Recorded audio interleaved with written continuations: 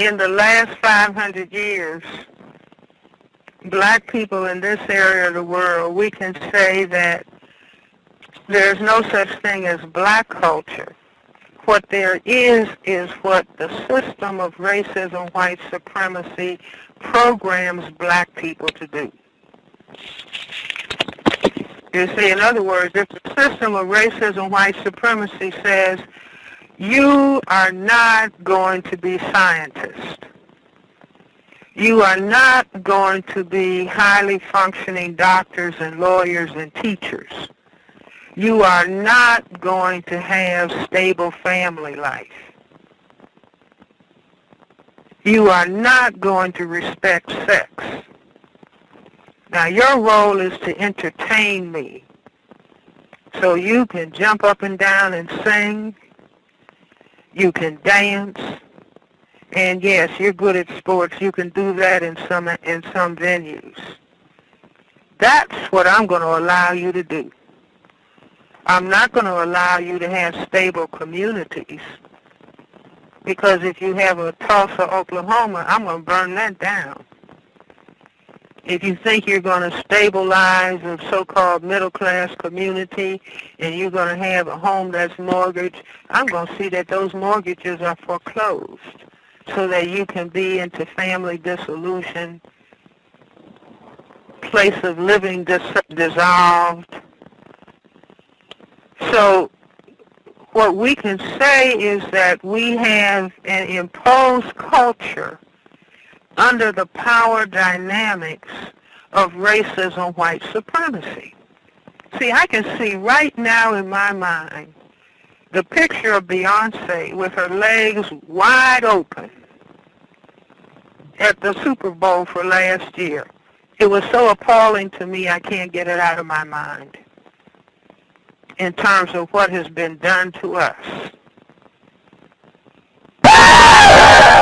Do you understand what I'm saying? So we would be wiser. No, we are trying to get ourselves to the point where we can establish what we would then call black culture, where we will no longer be victims of a system of racism, white supremacy. So once the system of racism, white supremacy has been replaced with a system of justice, that's when we will start talking about our culture. That's when we will begin talking about who we really are as black people.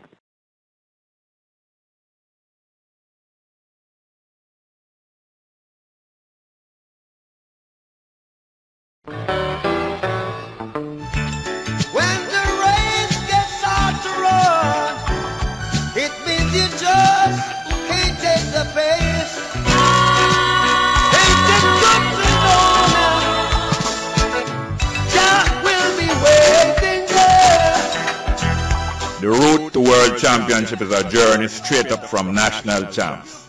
Without confidence, you are defeated before the heats. You can't take the heat, stop the bitching, and get the fridge out of the kitchen. With faith, we win from we begin. Work out weekdays with a straight up human race team and improve your personal best. Weekends for rest and cross country. For a drug-free, crime-free, corruption-free environment, straight up 9 to midday, Mondays to Fridays, indoors and outdoors, days and most nights, rich or poor, young or old. I'm your host, Robin Jerry Small, straight up. But if it's required, we'll be on the front lane. You can call me by my name. I am ready to roll. Once the rules remain the same, how the story's been sold. Oh, never, anytime. Good morning, listeners. This is Straight Up from the studios of New Start 93 FM. I am Garth White. Yeah, I've heard my voice for a couple of days this week, sitting in with Robin Jerry Small, and as you know, live from the studios of New Start 93 FM. Open lines are 702-3470, 792-2585 and 977-7638. The toll-free one is 1-888-91-5155. The text line 899-7657. Understand that we stream live at www.newstalk93fm.com. You can also listen on the smartphone and the devices at newstalk93fm.carryhost.com, and you can also check us out on Instagram and Twitter at Straight Up 93 FM, and on Facebook at Bongo Jerry Straight. We're going to Bongo Jerry now. One in Bongo. You ready, sir? Oh, but you must have some comments on something, and what you do, and also what you would like, maybe what you would like to hear people.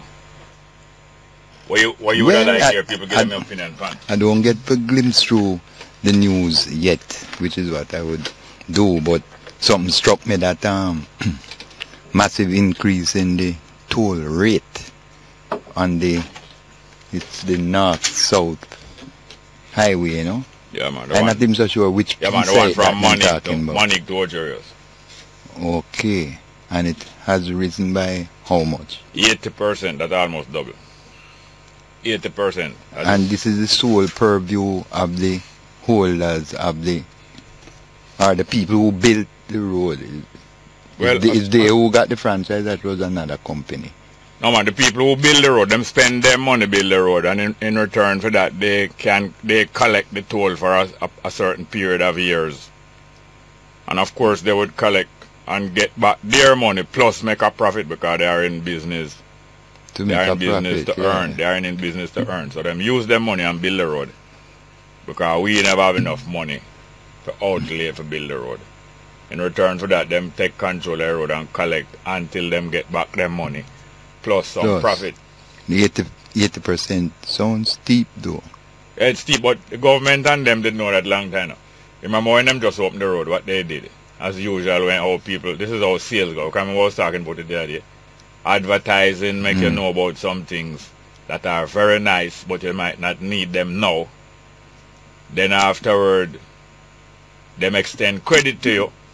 The same advertiser organize that you can get some money for borrow, for buy the things, and then little more when you're in debt now, them get you for work for them cheaper. But anyway, the thing is that when them build the road first, remember them allow us to use the road for about 1 month free, you know.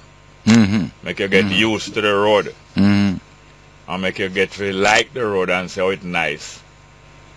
And then now in that hole, you know, them come in with the toll. And you pay some money. But they never wanted it. They must go and up it by 80% in a few months' time. But this is how business is done for the most part. You call that business acumen, eh? You call that business acumen. Yeah, man, and you know. Yes, the whole part I don't know the exact figure. What I would like to know is the exact figure. I can't remember. I used the toll road about 2 times, 3 times, but I can't remember how much I did pay. So I don't know how to calculate the increase. Now, Janet Silvera. We need to call Janet Silvera here. Miss Lady, we have some numbers for Janet Silvera. I want to call her because there's some information we need from her. Apart from that, I want to know, anybody know or anybody can tell me, maybe you God can tell me, which institution does IQ testing? What they call it, intelligence quotient. In other words, the measurement of the intelligence potential of a human brain, or yes, a human mind, IQ. Some very good friends of this program would like to know where in Jamaica, and maybe more than one place, that does IQ testing. Because there must be some institution, maybe private, maybe public, that test the IQ of human beings, both children young people and adults. Anybody have any information about that would really like to hear from them. Where can we get an IQ test done? IQ, intelligence quotient, no? Yeah. Next thing I want to big up a certain police officer.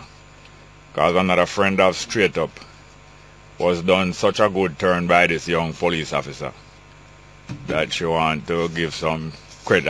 Anybody know this young police officer? Constable Garado Wright. Constable Garado Wright. He's stationed at the Donald Sangster Airport in Montego Bay. At the police post at the Donald Sangster Airport in Montego Bay.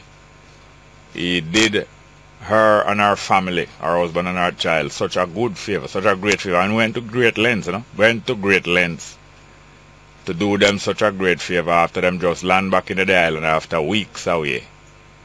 Weeks away, and they went to such great lengths to do it after most people, it was too inconvenient for most people to help them. And this young man did it such in such a spirit of helpfulness that she really want him to know. This is Mrs. Nikki McDaniel Dixon. Mrs. Nikki McDaniel Dixon really want the whole world, the whole Jamaica and the whole world to know of the good character and works of Constable Garado Wright at the Donald Sangster International Airport down in Montego Bay. So anybody know this young man, please make him know that he has been commended far and wide, especially by Mrs. Nikki McDaniel Dixon, who him did a great favor after she returned to the island and was greatly inconvenienced at the airport. And out of all of the people at the airport, he was the one who went to great lengths to so anybody know him, Constable Garada Wright, Donald Sangster International Airport. Highly commended, highly commended. Maybe one day we'll see such young man and such young woman rise to the command of the Jamaica Constabulary. Maintain them ways, maintain them ways. What else I want to know? Well, I'll ask you something, Jerry. Our young people, I see them mastering social media from a very tender age, and yet it seems as if it don't carry over to a liking. I don't know, Mark, it's just armchair observation. Yet them do it, that proficiency, that skill in handling the modern tools of communication, it doesn't seem as if it has carried over into a liking of the sciences, given this the GSAT results that we are hearing so much about, right? That in all, is not even virtually all, in all of the science subjects, the rate of passing decreased. Yeah. Now how the people are so skillful with the things, and yet the thing behind the thing, them not so interested in. I don't know if that's it.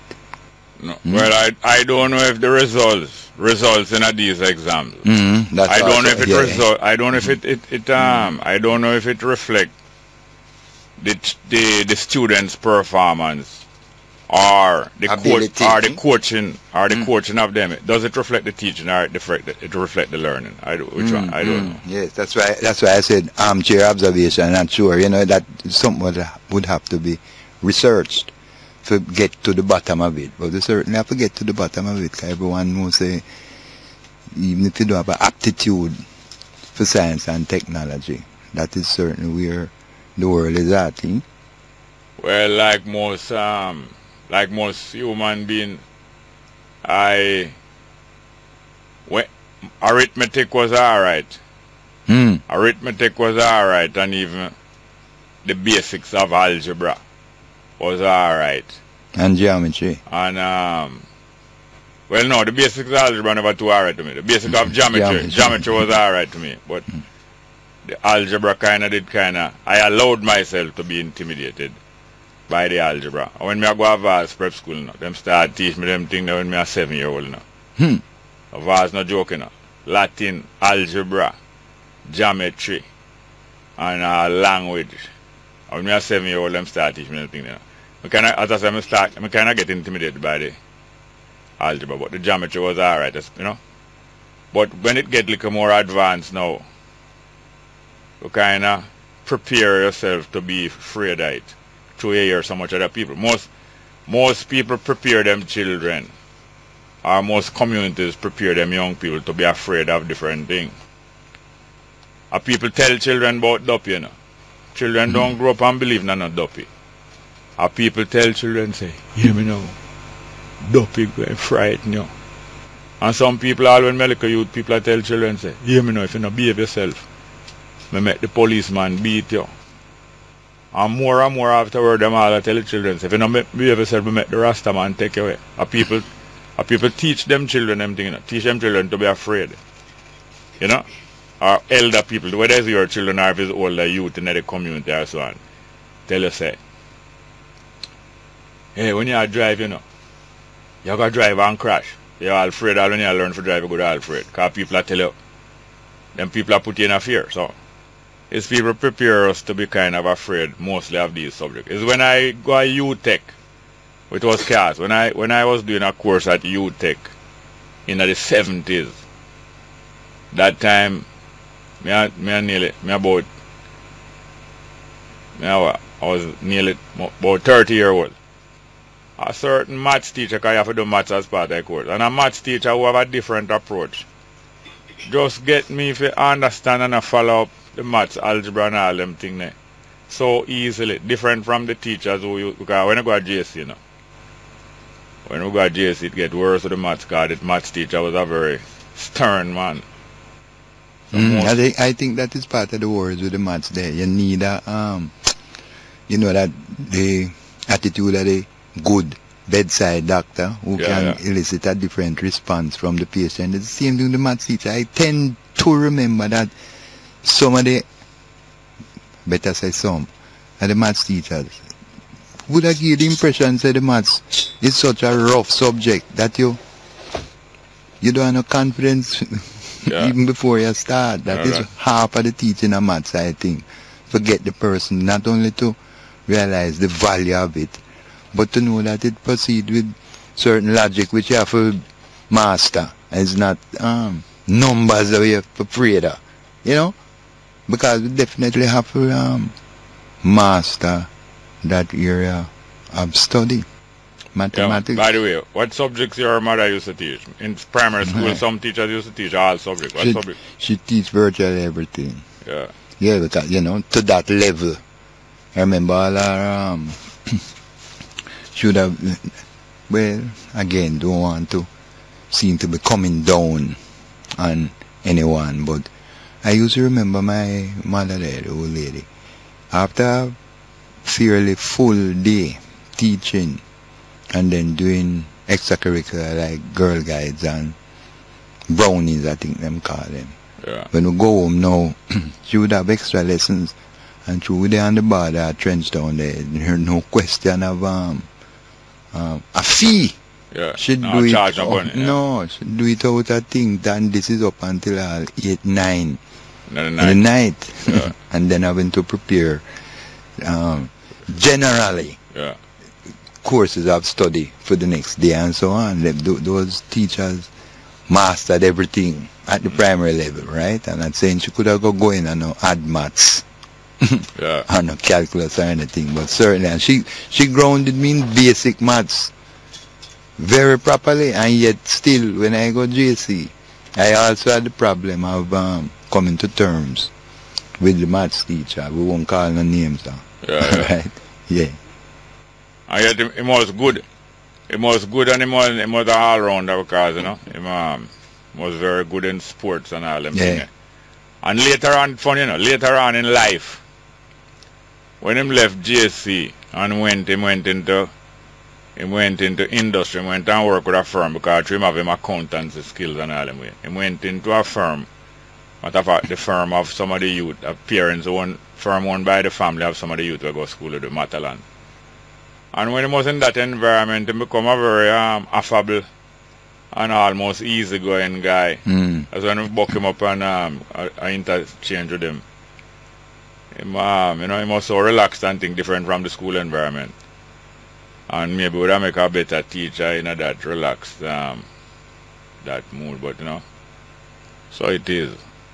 By the way, when you take control of the program, just ask them to run the numbers. It will relieve you now of having to read out. I used to have to read out the numbers from time to time every day. So after a while I just make a recording with recording with the numbers.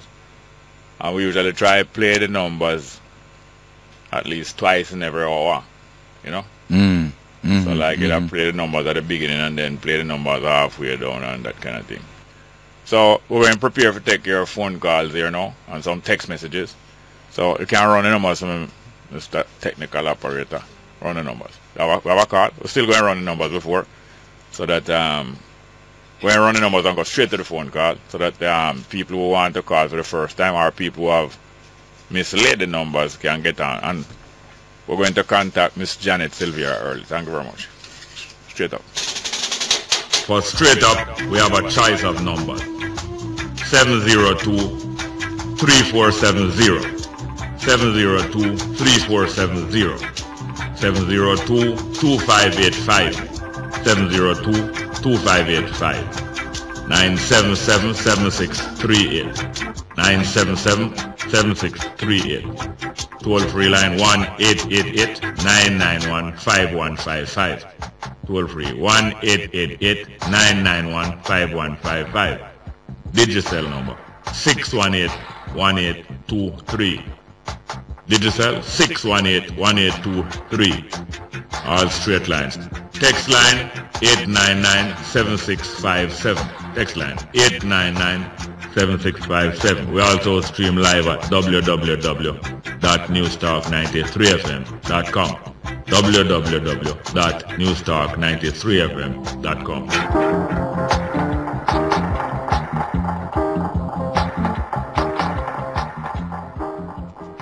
Hello, good morning. Straight up. I believe we have a call, man. This is Mr. White? Yes. I want to read it though. Your voice sound low. Yeah, alright. You want me to speak up louder? Yeah, all man. right, Because all right. Jerry have a louder voice than you, know. Yeah, man. No, Wilson is not a maths teacher and he will not allow him to intimidate you. No, I'm finding something for to get me off up on one leg. Your brother-in-law, man. You're very proud to know that you leave for a short little time and you have a beloved brother-in-law who can put to do your work and, you're very good for you, eh? Yes, I'm putting him on him guard. Eh? Put him on him guard. Your daughter's supposed to feel proud of herself. Yeah, man. Eh? Yeah, man. Proud of the family. Yeah, man. Looking overseas in Cuba, I see where the Secretary of State John Kerry is opening the embassy, reopening the embassy in Cuba. It's a good thing. And you know Cuba is our best friend, neighbor. Closest neighbor, yeah. Our best friend. Yeah. Yet no other country do what Cuba do for us. Yes, I don't. No other. No. Don't to Trinidad, the racist Trinidad there. Racist? Racist Trinidad. We have the world by aisle. Yes, you come between me and Trinidad. Eh? Right, God deal with them. Yeah. Trinidad are racist country, man. They don't treat Jamaican good when they visit their country, man. Racists are nationally. You mean them support Trinidad and say small island, Jamaica think a big island, so we don't like them. That not like we, man. That different from but racists. But the other day when PJ Patton was the Prime Minister and begged Trinidad to help me with some help, and I Venezuela have a run come give it and help me out. Yes, sir, yes. I don't like you, man. All them people run away from Jamaica and go away. I go on. I take your point about Cuba being one of Cuba is one of our best friends, man. Best friend. If Cuba have money, they will have to help with us. Yes, sir, yes. So you make a three institution Cuba make a poor in, you know. You make 2 in St. Catherine and 1 in Kleinland. Name them now? Eh? Name them again. You mean the school them? Yeah, good school. GC Foster College and the one there. Jose Marti. And the one in Kleinland there. Garvey Massey. Garvey Massey. Which other Caribbean and which other friendly country ever do that to you? Yeah, and Jamaica na go to Cuba go. Jamaica na go to Cuba go make it and come back. Long time. Yeah, teacher, lots of teacher. Like my grandfather. And Jamaica na go to Guantanamo Bay up to now. But the Guantanamo Bay is really part of America. Yeah. Part of America where America we told from, well, them big up the people of Cuba. And thank them for the continual good work for helping us in Jamaica. Yeah. Well, thank you for the call. We have to take a time break now, alright? Yeah.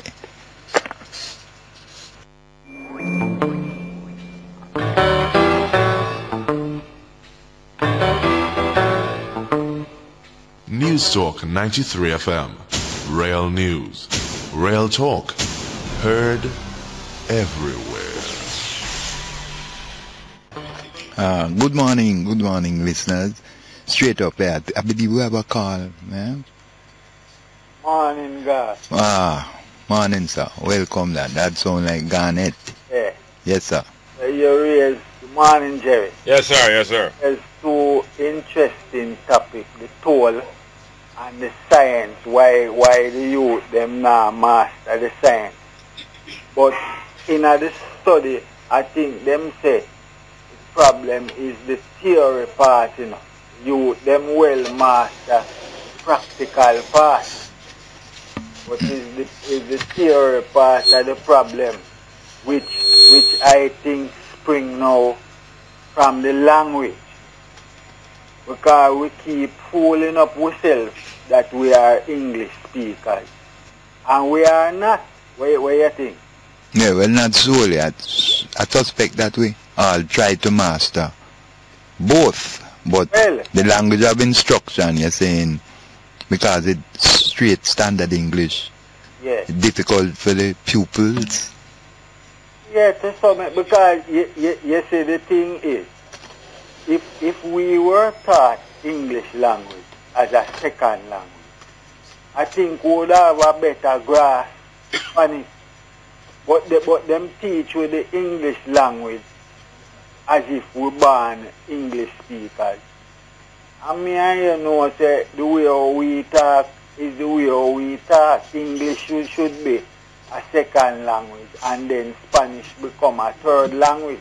You know, instead of when you call a child or you hear two children playing and a youth say, God come here, or God come here, and you say, me a come. We speak down to the youth, them and say, boy, that is bad English and read this and that. Rather than encourage them by asking them, how would you say that in standard English? And most time, the youth, them would know, say, the correct way is to say, God come here and you would reply, I am coming. So you say, we beat down upon the youth, them, so, you know. Them get intimidated, them don't pay attention to the instruction because it's coached in a different language, you're saying. Yeah. I'm going with you a little way, and I'm telling you, I'm going with you the whole way. Yeah. Because most of us nowadays tend to master both of them, even though I willingly concede that Jamaican is a language in its own right? But yes, timer, go upon you know the rule, them go Garnet, you say you raise something else. About the toll. Yeah. The toll now. You see, we are going to reach them with the toll, you know. If them continue with them kind of 80% high, too long or too often, them are going to price themselves out of the market. People are going to start drive the whole way. The whole way, yeah. Well, it will, hopefully it will find its level. So, you know you can call forward again. So, all right. Thanks, man. Excellent. Morning. Hello, morning. Straight up. Excellent. No. Alright, I was say something. The things take our time. So I remember when Tafari take control of Ethiopia, even before him crowned near Haile Selassie. him build some school and him start build university. And he order say certain subjects must be taught in English. And some people start, naturally start say, boy, them not feel comfortable when the instruction in the university is in English. Them think it should be in Amharic, the native language. Well, Tafari and Haile Selassie make them know, say, yeah, what you're saying is true, but it has to be gradual, because him said to them, say, take nuclear fission, for example. We're teaching the youth them certain things in physics. Him said there's no word in Amharic for nuclear fission, because these things are some modern sciences which just develop, and these words even just come into the English language. So him said it's going to take some time before the Amharic language absorb some of these concepts and make some word for them, so that you would be able to teach fluently those subjects in the Amharic language, because there's enough word and expression and formation to express them. And furthermore, when you learn these topics here, these subjects, you must be able to converse, to have conversation with the other people from the other countries them. So for a time, the instruction have to take place in an international language, you know? Yeah, and interestingly, even though the term is what? Lingua franca, which harked back to the time when French was the international language. Now when you talk about lingua franca, it's English. I think even before French, you know? Was even before French. Because the Franks. The Franks. It was from the Latin time there. And it's later on the French take the name France and so on, you know. After even Germans was referred to as Franks. And but it take time. These things develop over time. Got some more, Carly? We have a more. No? Straight up. Good morning. Good morning. Straight up this. Garth White and Jerry. Hello? Speak up, man. Hello? Hello, morning, man. Welcome. Yeah. Right.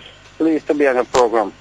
Yes. Right. I called some time ago and spoke with Mr. Small about the amount of ganja which the new ganja law gives each householder permission to plant and grow in a yard. And I am asking the question, the fact that possession of ganja and dealing in ganja is still illegal. When me reap the 5 ganja plants from me having in my yard, and there is no telling what amount of yield I'm going to get from it. Let's say me get 20 pounds from a 5 ganja plant, and me have that 20 pounds of weed in my yard. And the police here say me have it in my yard. What will be the end result? Can the police come and raid my yard and lock me up to the 20 pounds of weed from a 5 lawful plants yield? And the minister should answer the question, them in a year, nobody will answer it. That's a tricky one. I don't know if people can shed some light on it. Yeah. Yeah, them say them allow each household, you see? Yes, sir. For plant, 5 plant. Yes. White name plant, you see? Because it plant in the ground. Yes. So as long as it's in the ground, you can have 5 different plants. Yes. Anytime you cut it out of the ground, you only allowed to have 2 ounces in your hand. The earth can have 5 plants in a feet hand. It grip the 5 root them. Yes. But you only allow to have 2 ounces in your hand. So once them cells start cut off half of the plant, and make the plant go and grow, next week you cut off and you have stockpile up the limb them in your house, reach all 3, 4, 5 pounds. Them are going to say a trade. That's why you stockpile it. And people are come in your yard every day, come buy and you cut off. He's a trader. I think I need to revisit that though, Mr. Small, because guess what? When the ganja plants are grow, if you take off 2 ounces, you're going to stay there and spoil. You're going to mature unripe and then spoil, you know, because you will never be able to use up the amount of heal what you will heal. Oh, you mean you're not smoke the 2 ounce? You're Yeah, not, but I mean, how often you going to smoke 2 ounces to done 2 ganja plants? Suppose a good beer in weed and you get a whole. So what you can smoke, what you going to do with it?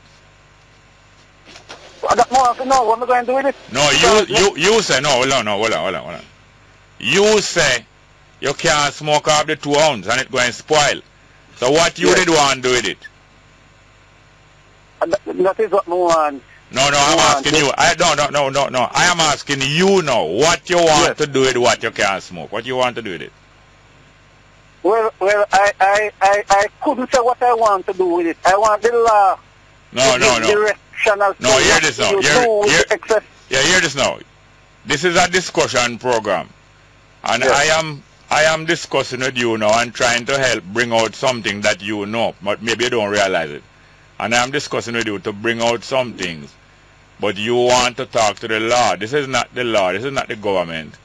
But I know that you know gradually when I ask you that you want to do something with the extra amount, but you don't want to tell me what you want to do with it.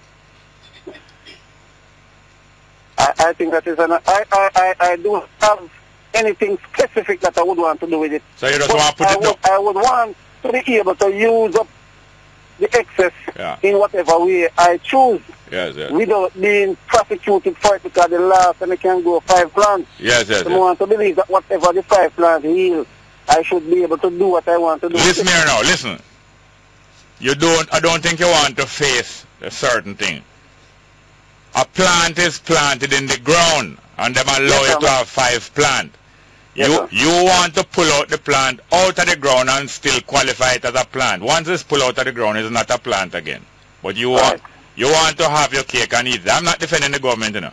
But I'm telling you that whether you realize it or not, you want to have your cake and still eat it, or still have the cake and don't eat it and still... no, we have to go now because we have to limit the amount of time. Call again. We could allow him a little more, but still, since him going over the same thing over and over, I don't think it makes no sense to go further. It have a sink in my head first that plant is plant and ounce is ounce. And I am not in agreement with the law or with the government, but you have to face facts if you want to stay out of debt. If you don't want them take away your money, if you don't want them put you in prison, just face the facts. Straight up with Gat White this morning with Robin Jerry. We could go into that thing a little more, make it a little clearer, the thing about the herb, because I know it, as you said, some people won't come to grips with the fact of the 2 ounce law there. We were saying during the little break that the brother never said whether I'm going to give him friend or...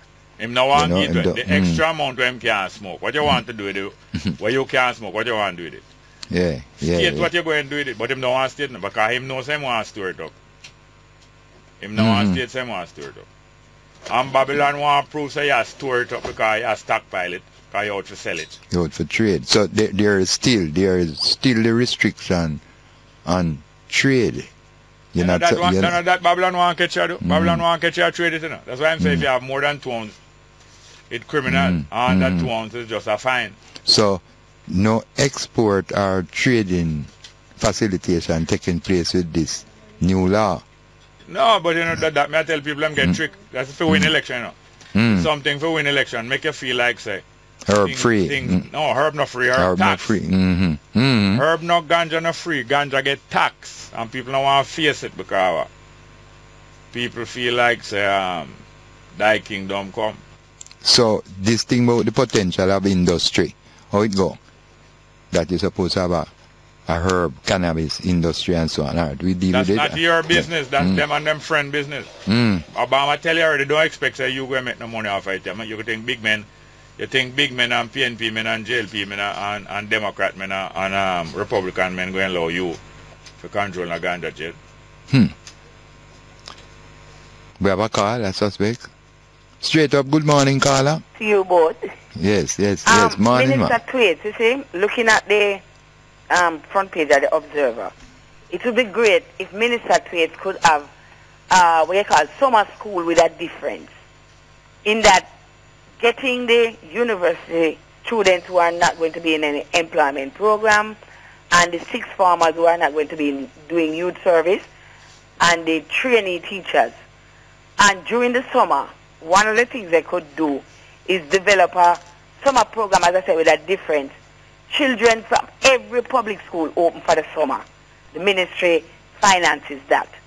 And they do like script writing. When they come to summer school, the children use them imagination, them dramatize things, them collect matches sticks, use matches sticks. We don't so much icicle sticks again. The other kind of things we usually make things with the straw. You have a plant, forgot what name, you cut it, them bring pieces of material, and then bring some little paint where them can get the paint, and them come and design pattern on the cloth. So as some a kind of creative summer school, and then them dramatize it and do do the writing in order to improve them when you design art. Suppose they blow the paint and design a pattern, the child must look at the pattern and tell a story from the design pattern on the cloth. You addressing the English deficiency there. Yeah, you're so brilliant. How the science and the maths go now? Well, you then include that too. Yeah, man. In that now, when the child look at the design that they have on the cloth and is telling a story, the other members now writing, them putting it together, writing what the child is saying, and then you look at it now and incorporate how many different shapes you see, that is the math part, how many shapes you see out of the design, how long the person took to describe the design, and make the subject attractive, but summer school with a difference. I hear you. That sound all right, even though you're talking about that simple level of maths there. When you, that is the problem, because even if you notice, children don't say tables again. So them having problem don't understand how to apply the plus sign, the minus, the division, and the equal signs. The basic, the foundation of math. And so when they move to the sixth form or the upper level in the secondary school, because they are not being taught, and even the training teacher, because math is the most natural science. It is everyday life. Me talking to you now, we're gone about a minute and a half. You understand? Yeah. So no, nothing like that. Not like that. 3 minutes. 3 minutes. All right, 3 minutes. All right. All right. You know you will call back. You understand? Yes, ma'am. All right. And when you listen to Robin Small Good morning. Welcome to Straight Up. Another time. Next one. Hello? Hello, good morning. Miss Janet Silvera. Yes, morning. How are you, Mr. Small? Fine, thank you. Boy, your name I ring up on the program every day.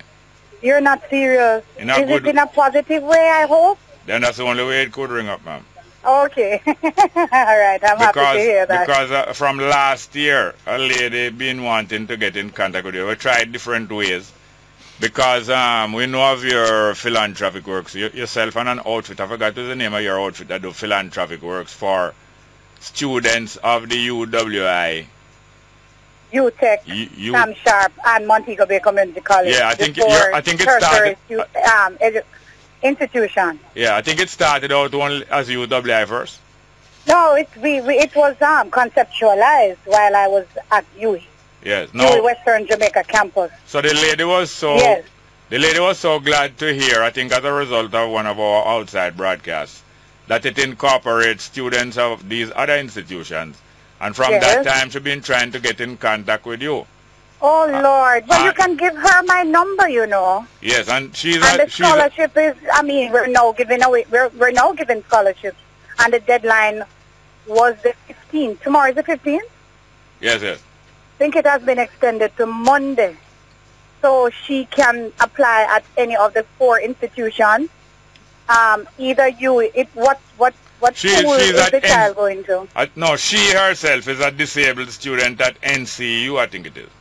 Oh, okay. Oh, so she wants us to use her as a special case. Yes. Oh, my Lord. It's not a decision that I can take on the radio. Yeah. because we really do have 4 institutions that are benefiting. Yeah. And we have, on more than one occasion, assisted others. Yes. So, yes, we are more than willing to look at special cases. Yeah. So you can give her my number and have her call me. And I'll try to help her as much as I can. Would it be would it be too public to give her on the air? It would be too public, yes. Yes, okay, yes. I think she'll listen all the while. So whoever it is now, this lady been calling us from last year. I've been trying to help her. And then finally she got in touch with the UWI Western Campus. And the people, I think it must be some new people, because she's for about 3 days straight she been telling us that the people said that them don't know Janet. I don't know how them could down there and don't know Janet Sinclair. Sylvia. I don't know. Maybe it's new persons there. Yeah. Yes. So, but I am more than willing to look at her case. Yeah. So, and maybe I could give her another number. That is not my main number that she could reach us on. Yes. Tell her to call 838. Yeah. 2110. Yeah. Or text us at that number, and we will make contact with her. What's the name of the outfit again? Mobile City Run. Mobile City Run, oh yes. Yes, Mobile City Run. So that lady or whoever knows her, please let her know that Miss Janet Silvera has decided to receive contact from her and entertain her needs. All right, thank you very much, here, ma'am. Well, thank you, Jerry. I appreciate the support we have been getting from you. You remember? Don't you know Marie Williams? Yes. Yes, I think you were at our anniversary at the Bull Bay Hotel there. Years ago, when I was much younger. You? Yes. You must have been in primary school. I would make God right here, one of our closest friends that was there too. Yes. Yeah, man.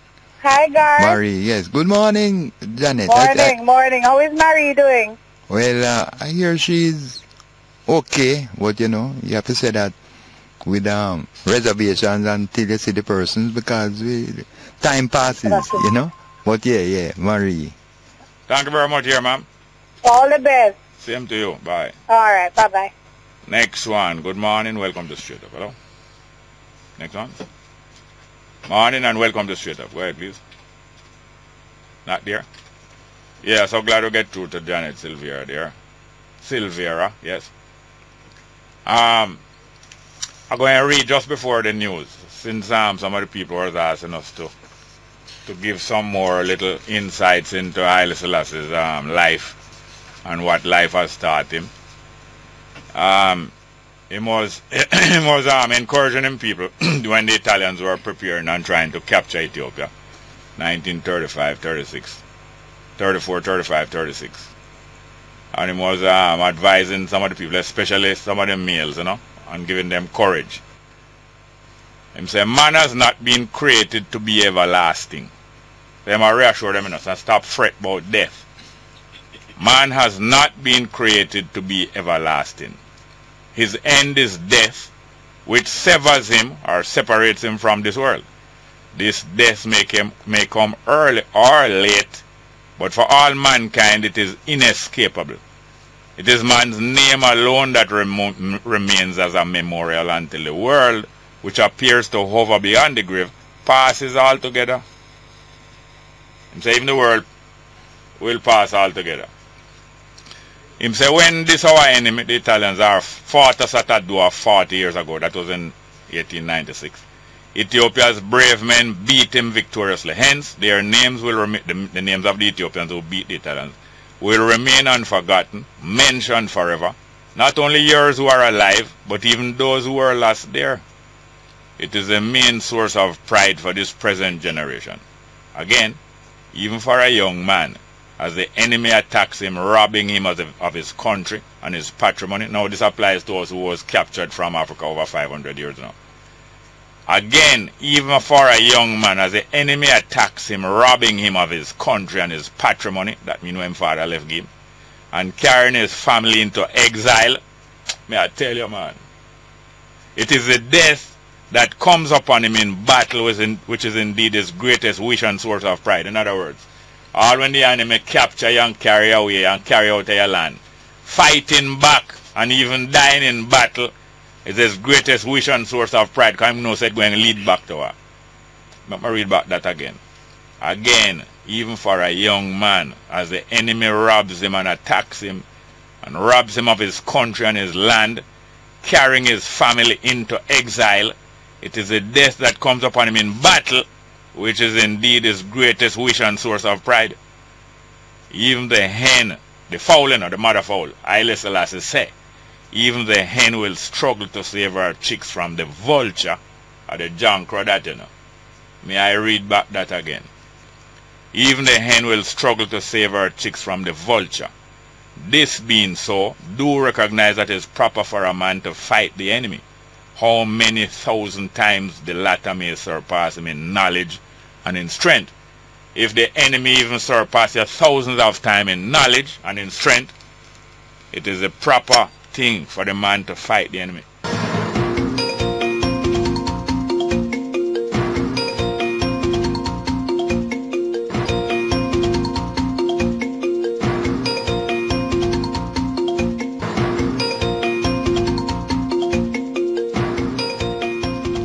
Good morning. With the latest headlines, I'm Kayla Wright. A motorcyclist was mowed down and killed this morning along Hagley Park Road in Kingston. Details surrounding the incident are not clear at this time, but reports are that the accident took place at about 7 a.m. The incident caused a massive traffic pileup along Hagley Park Road and surrounding areas, as police are at this time diverting traffic from the area to conduct their investigation. Public hearings at the multi-million-dollar West Kingston Commission of Inquiry are expected to resume on September 7. The inquiry will be going into its 6th session at the Jamaica Conference Center. The proceedings have been on break since July 6. Following the September session, there will be 2 others leading to the end of the public hearings on December 11.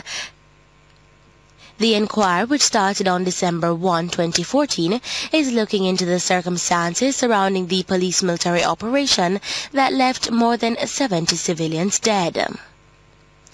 The Greek Parliament has backed a New Deal bailout after an all-night debate despite a rebellion by many members of Parliament in the governing Syriza party. The deal requires tax rises and more tough spending cuts in return for an EU bailout of about $95 billion. This is Greece's 3rd bailout in 5 years. Eurozone finance ministers are meeting to vote on the plan in Brussels. The deal is needed to keep Greece in the Eurozone and avert bankruptcy, but it is risky for Greek Prime Minister Alexis Tsipras. More than 40 members of Parliament from his left-wing party voted against him. Reports in Greece suggest he will seek a vote of confidence in Parliament next week, bringing the prospect of snap elections closer. And those are the stories making the latest headlines. News next at 11 o'clock. Stay tuned. Straight Up with Jerry Small continues.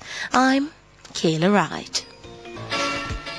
Welcome back to Straight Up. I'm your host, Jerry Small. Now, I usually read some text message when you come back here, but I just remember say we'd have a couple paragraphs, not long, more about what Haile Selassie has been telling us, especially the young man, them, and the old man, and the middle-aged man, them, but everybody, including the ladies, telling them how to restore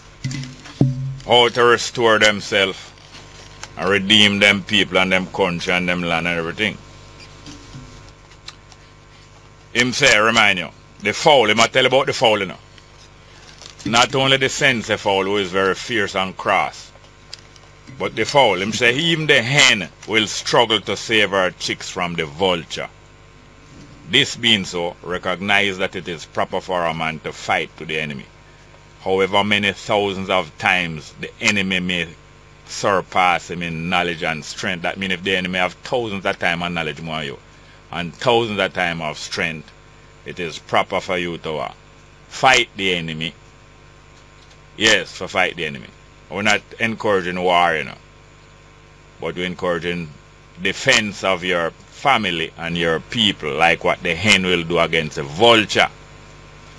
Him says, since death is in the end something that cannot be escaped for mankind, how great will be your honor if you lose your life fighting the invading enemy? To establish an inextinguishable, it can't out, reputation we can't out to prevent aged parents and wives and children being exiled and going into captivity.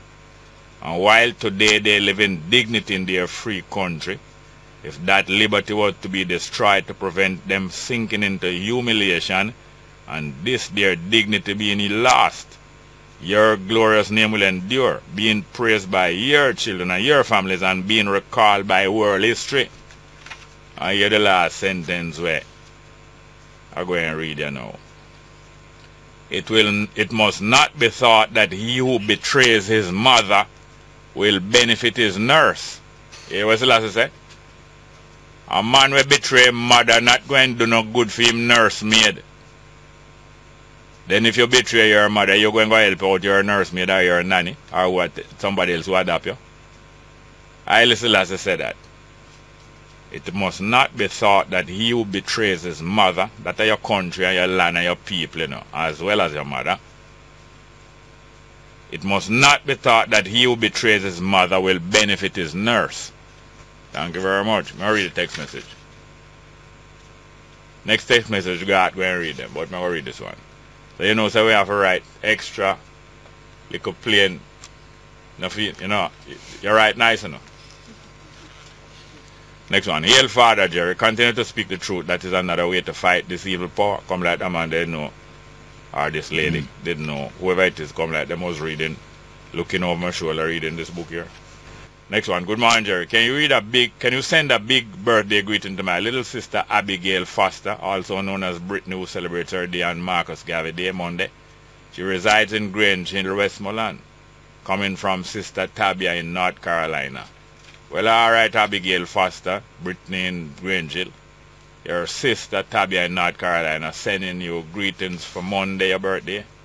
Next one. Jeremy, Dr. Minot, an engineer, does IQ test by Michael. Thank you very much. As you talk it, I know it's true because I remember saying, yes, I'm really good. Dr. Minot, an engineer, does IQ test by Michael College. Kwesi knows him also. Did you know that Douglas Orion is an engineer? Yes, I know that. Try and get both of them on your program. Thank you very much, Patrick. Yeah, man.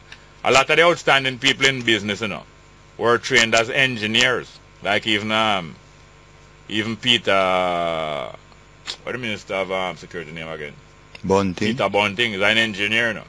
A lot of the people who are outstanding in business were trained as engineers, and then afterwards them take them engineering principles and apply it to business and apply it to life in other ways, because these principles can be applied outside of the original discipline.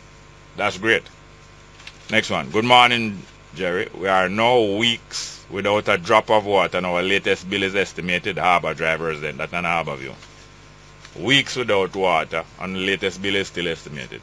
And by the way, some people from Central Avenue in Halfway Tree there asked me to point out to the public and the Water Commission that 3 days straight passed without any water, although we were promised water every other day.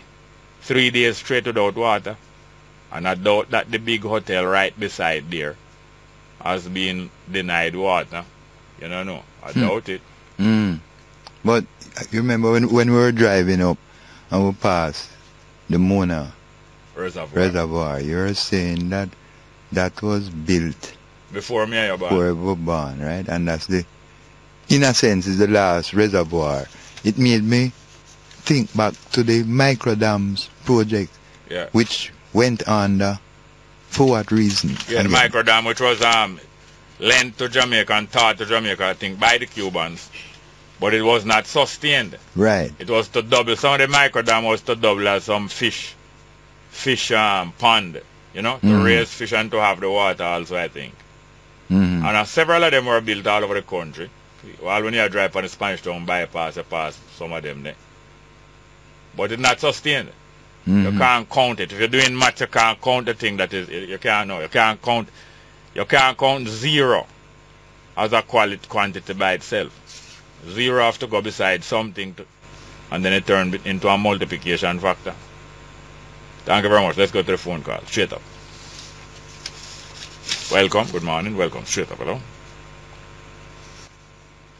Not there? Run the numbers for me, please.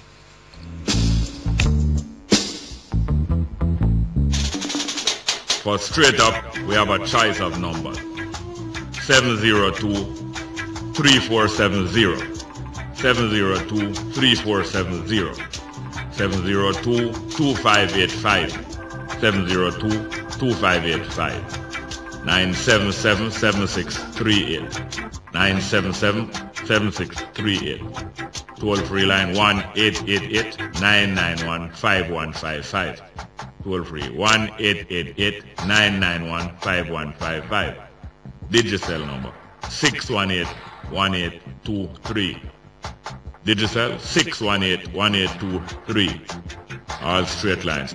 Text line 899-7657. Text line 899-7657. We also stream live at www.newstalk93fm.com. www.newstalk93fm.com.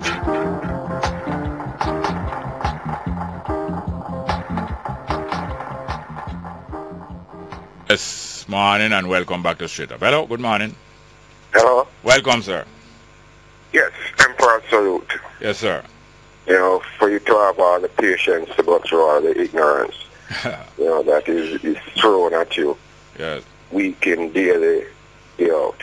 Anyhow, you're discussing numbers and, you know, the difficulties in learning math. It should be very easy. We use base 10. Yeah.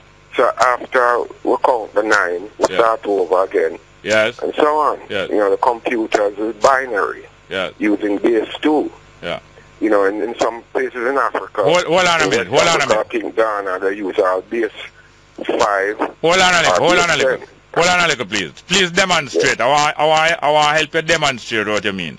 After you count the 9, 1, 2, 3, 4, 5, 6, 7, 8, 9, you start over then again by doing what? You have 1, 0. Exactly. Stop right here. Stop right here. Stop right so here. You start hold on. Base of 10. Hold on. I want to go slow. I want to demonstrate what you're saying to the people. 1, 2, 3, 4, 5, 6, 7, 8, 9. That's 9 different numbers. And then after you reach 9, you start over again by going back to 1. But going back to 1, now you put a 0 beside the 1, which multiplies it by 10. 10 up, right. So from 9, you go to 10 ones. Right. So 1 0 means 10 ones. And the 0 is a multiplication factor when put beside any number. And little by little, if we are teaching little children those things here, little by little, it becomes so much of a beauty and a power. Yes. And then also, you know that once you reach up to 10, then you can have something.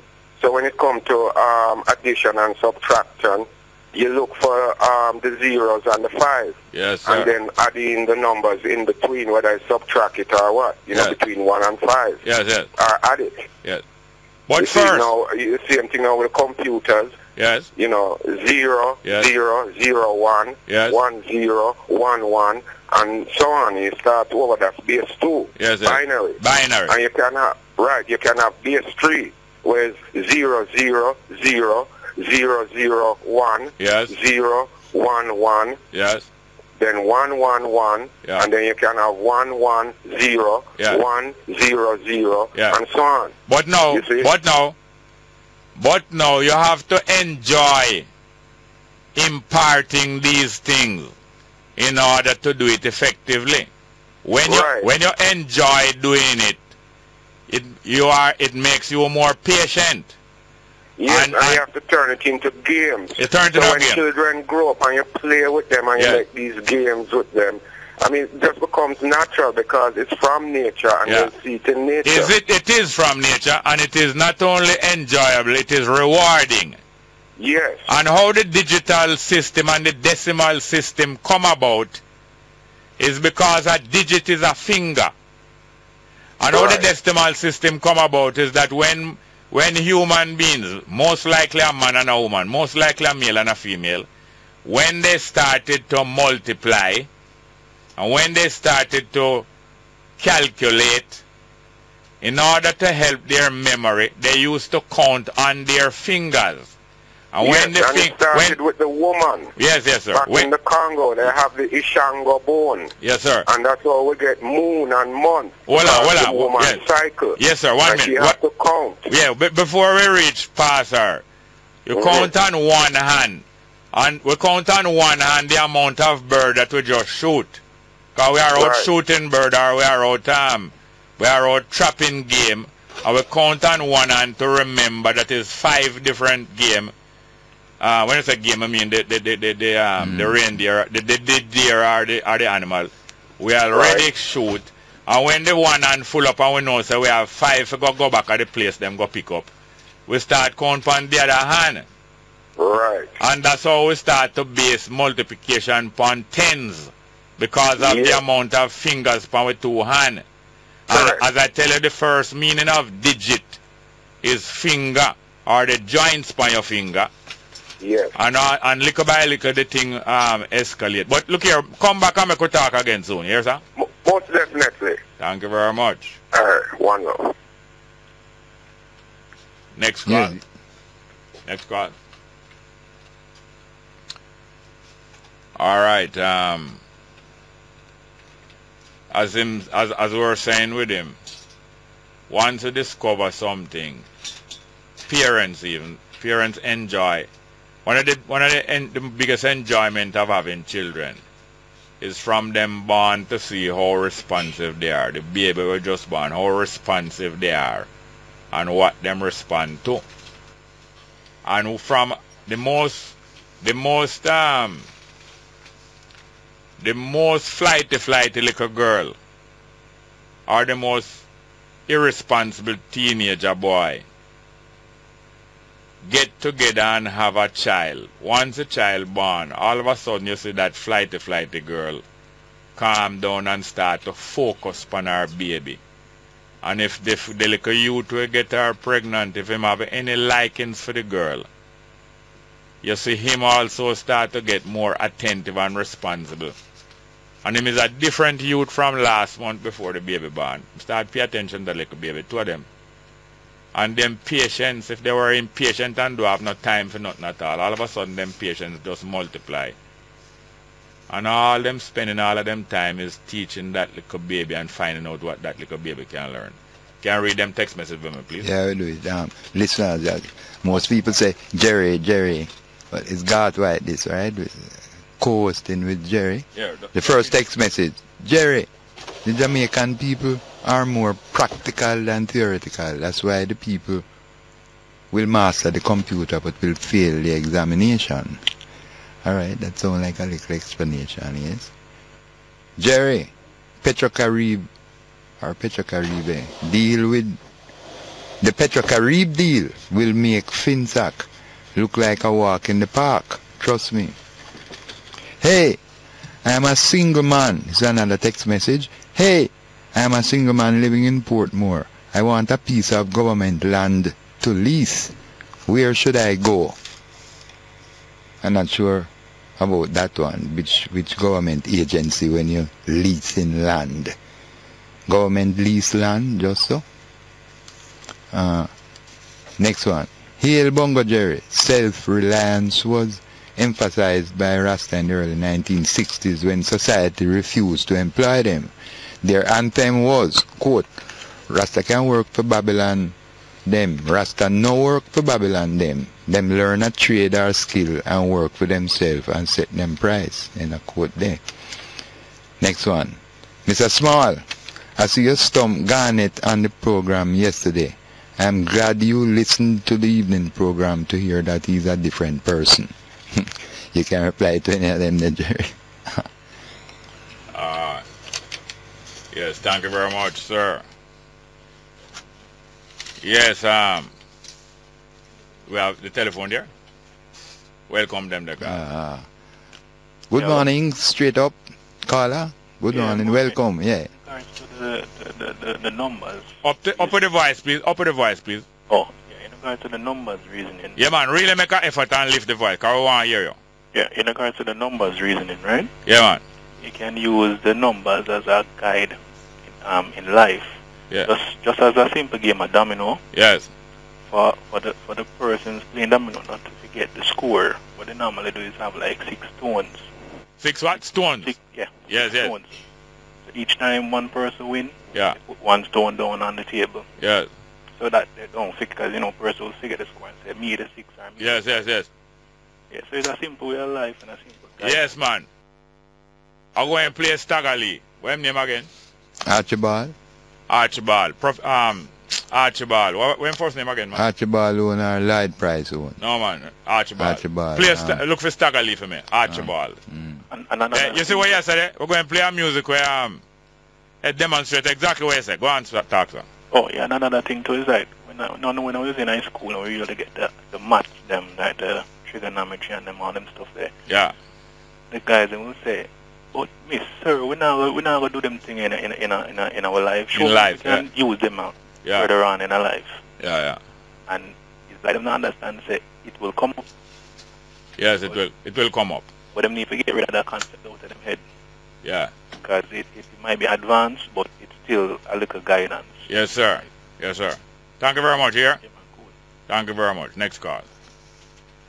Morning. Welcome. Straight up, hello? Yeah, Mr. Small. What go on, sir?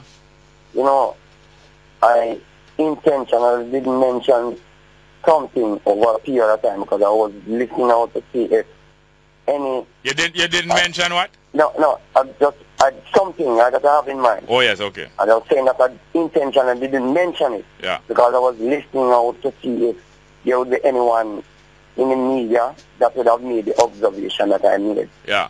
All right.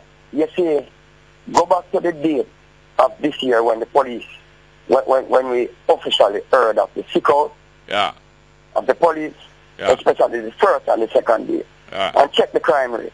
Yes. No, seriously, because I paid special attention to it. Yeah. Special attention.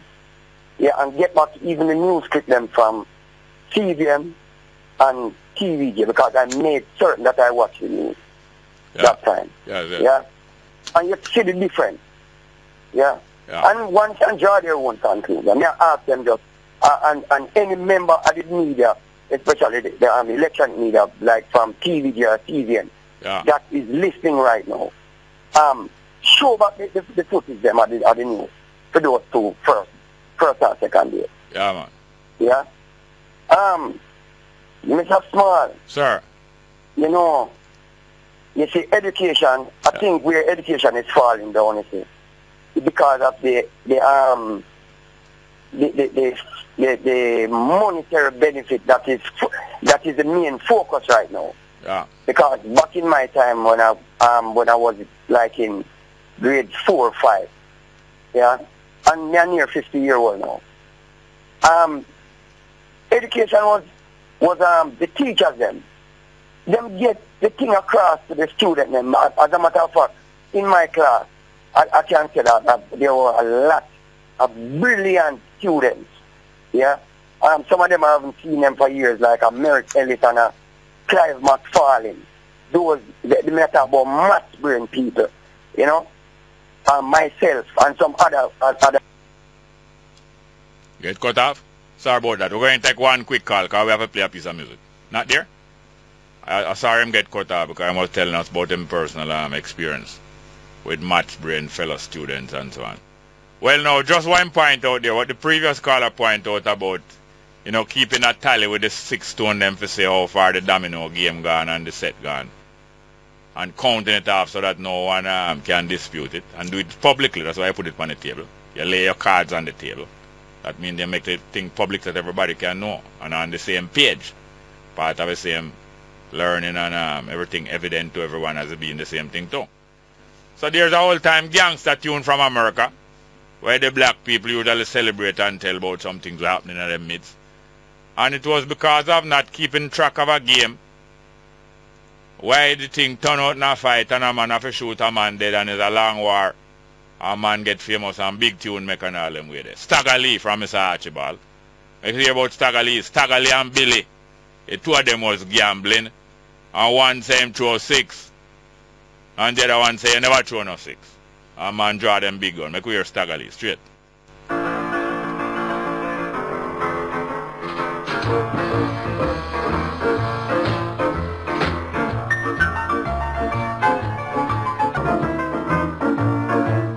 Now this is the devil pick on top of the devil show. Say if you want Mr. Stack, you go ahead. Well, it's a long story, but it turned into a legend, and man, I tell a story some long time happenings down in the south there. Some bad man, and because I never do the maths, man, shot man and dispute. Well, it's a long story, and we welcome you now. Hold on, remember, say Archibald himself did go prison too. Yeah, you know, the man yeah, play the piano there. And the piano and sing, yeah. Yeah, man. Well, we welcome storyteller Morrison, one of the legends of Jamaica. But I'm not going to talk right now except say hello, because we're going to go for a break. Straight, right? Yes, hello, Jamaica. Yes, and you see, I'm going to tell you how I'm getting the name storyteller, because it's a long, long story. Let's go for a break. Straight.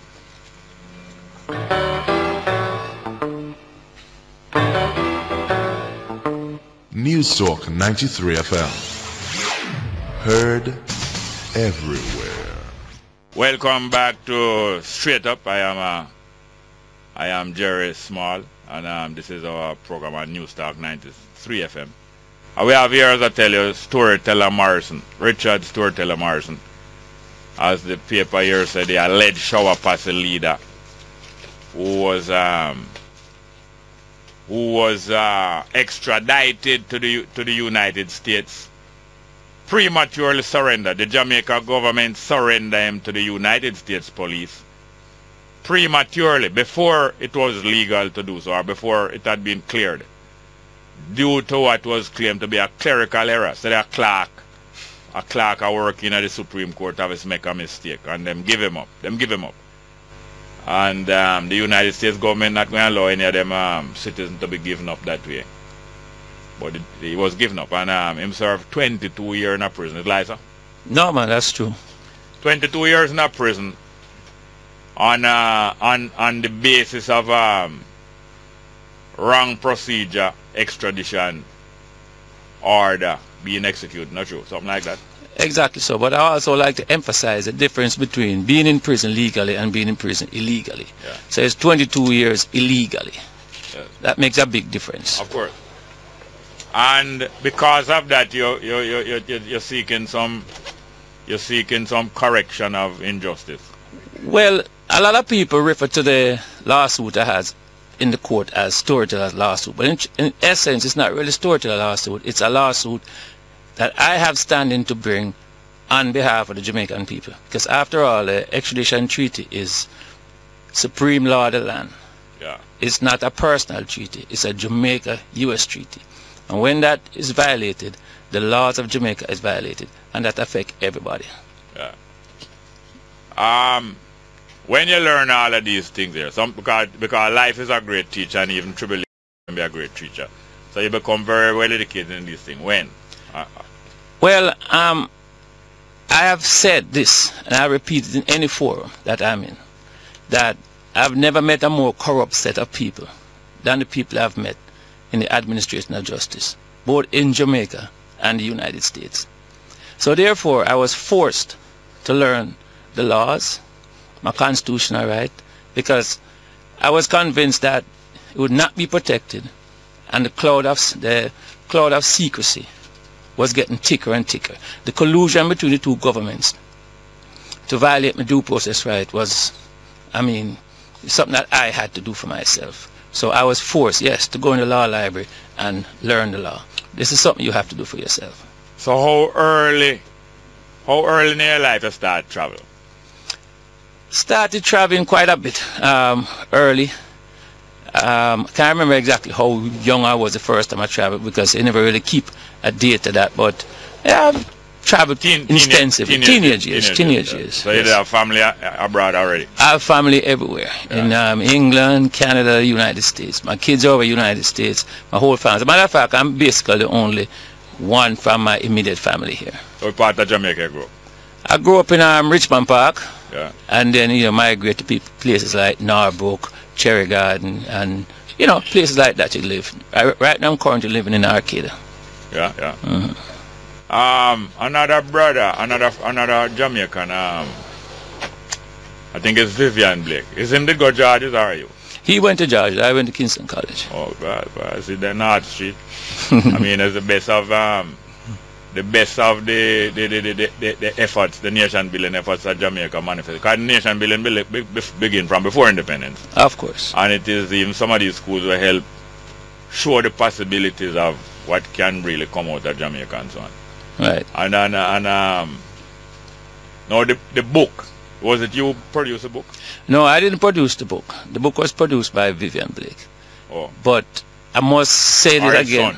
Is it Morrison? Well, it's alleged that his son wrote it, but to the best of my belief, I think that he was the one that wrote the book. Yeah. But I must take this on every occasion that I have to make this point that Vivian Blake was never a friend of mine. I never even knew him. Yeah. People find that strange. You were in Florida, he was in New York, he was in New York. Yes, he was in New York, I was in Florida. I think at one stage he even came to Florida. But a lot of people find it strange that when I say I don't know Vivian Blake, because considering the fact that Jim and I were such good friends. Yeah. So when they find that hard to believe, I ask them this simple question. If they have a brother, and more than likely the answer is yes. So I said, are your brother's friends your friends? Yeah. And they said no. So I said, so you see, it's possible to know a person real good, but not be friends with everybody he's friends with. Because I knew Jim real good, but there's a lot of people that Jim was friends with that I didn't know, and Vivian was one. So that's my answer to that. When people, I think that the propaganda is that Jim and I and Vivian alleged. I don't know where that came from. Alleged what? To be partners or leaders for this gang called Shower Posse, which I never even heard of before. Yeah. When is the first time you heard of that? When the indictment came out. Oh yeah, that was what year? 88. 88. 88. And you were where? In Florida. And when you came to Jamaica? The same year. So after when the indictment came out, you were allowed to come here? No, you weren't restricted? No, I was. I mean, the indictment came out in the paper, and I was not apprehended, so I was free to move. Yes. So I thought that, okay, let me leave the United States till this thing sort itself out, because this must be some misunderstanding. So I came to Jamaica, and then I was arrested on those propaganda allegations. No proof was ever presented to me of any involvement or anything, but I was extradited up to face charges in the Southern District of Florida. 91? 91 June. By this time it's Daddy Bush. Yes, the father Bush was in office. So when they took me up, they took me to the Fort Myers in the Middle District of Florida, which is nothing to do with the allegations in the extradition request. On numerous occasions I informed my attorney, who informed the Jamaican government representative Holland Knight, that I was never extradited for this case. Their response is that they have orders from the Jamaican government to only protest the alleged breach that took place in Jamaica, but not this blatant breach of the doctrine of specialty in the United States. So in one day I had two breaches. One, I was extradited with the appeal pending, and they claim it was an error, which is a breach. And then hours later, I'm taken to the wrong jurisdiction in the United States, which is a breach. So I'm saying, how many breaches can a case have in one day? So when we brought the attention to Holland Knight that this case was not what I was extradited for, they told us that on instruction from the Jamaican government, they are to ignore this breach. Now, what I might have used the word ignore, but when you don't do anything about it, when you're defending a person or an interest before a court that lacks personal jurisdiction over the issue, that's ignoring it, because every court, first and foremost, has to make sure it has jurisdiction, not only over the person, but the subject matter. They had jurisdiction. Competence. The whole, it has to be horse and carriage. You can't have subject matter jurisdiction over drugs, but not the person, because the treaty restricted the court jurisdiction over me as a person only to the case in the Southern District of Florida, Miami. So that was in clear collusion. And then for the Jamaican government to file a motion into a court that lacked personal jurisdiction over me to address the issue, that's a kangaroo court, that's a sham court, when it's been brought to their attention. Unfortunately for me, in Florida, I could not bring that breach to the court. The Jamaican government was the one who had to allege that their treaty was breached. And then I could join them. But they refused.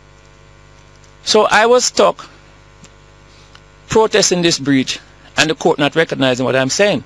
Because they're saying the Jamaican government has not said anything about that treaty being breached. So therefore maybe they don't consider it breach. And ideally, a citizen's government supposed to represent them interests and protect them, especially in an international situation. That's so, because the treaty is law land both in Jamaica and the United States. Yeah.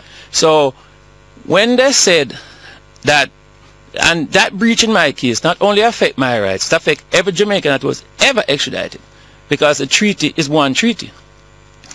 The breach took place in 91, and they had a suspension of extradition for a period of say 3 to 4 years because of the breach in my case. How could they reinstate the treaty without correcting the breach? Every first year law student knows that a treaty is a contract.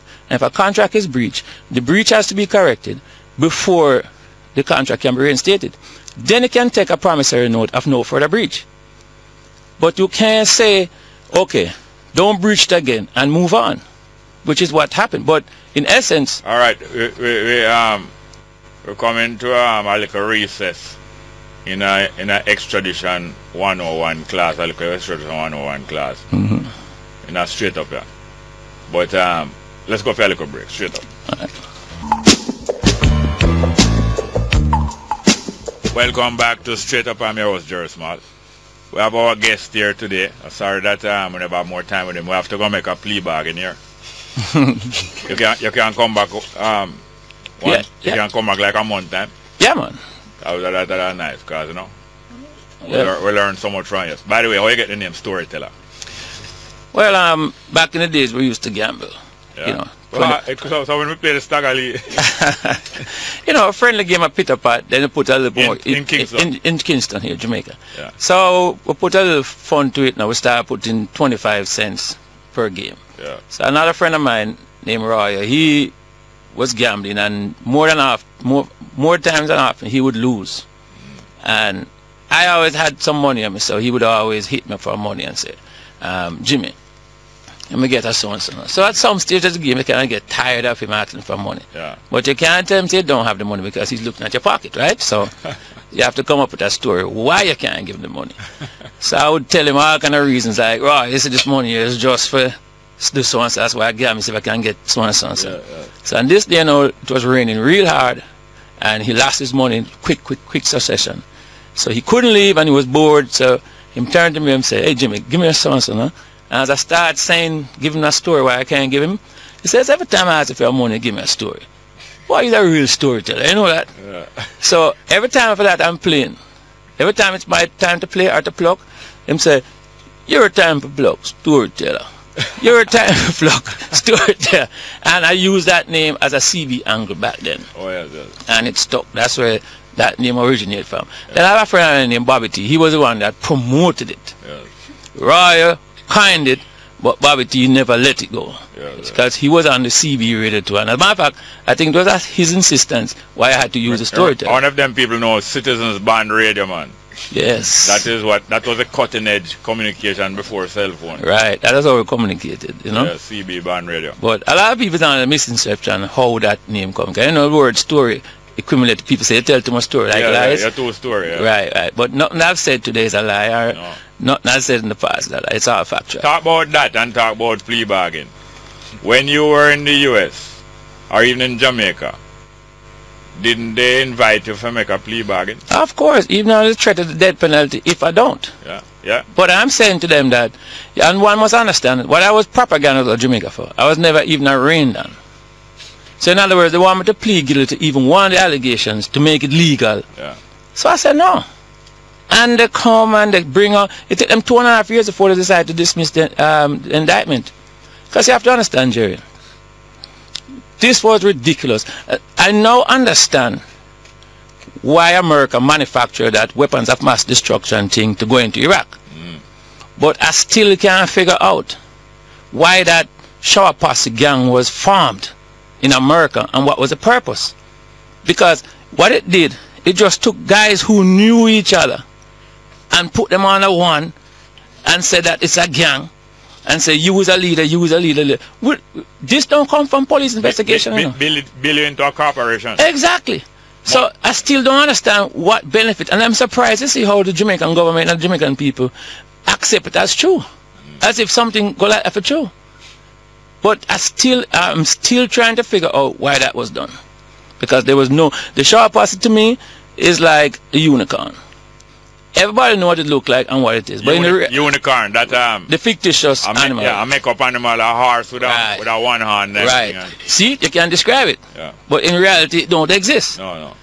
But it's the same to the Shower Posse. If I ask anybody about Shower Posse, they'll say, yeah, I'm not a Shower Posse. But in truth, they don't exist.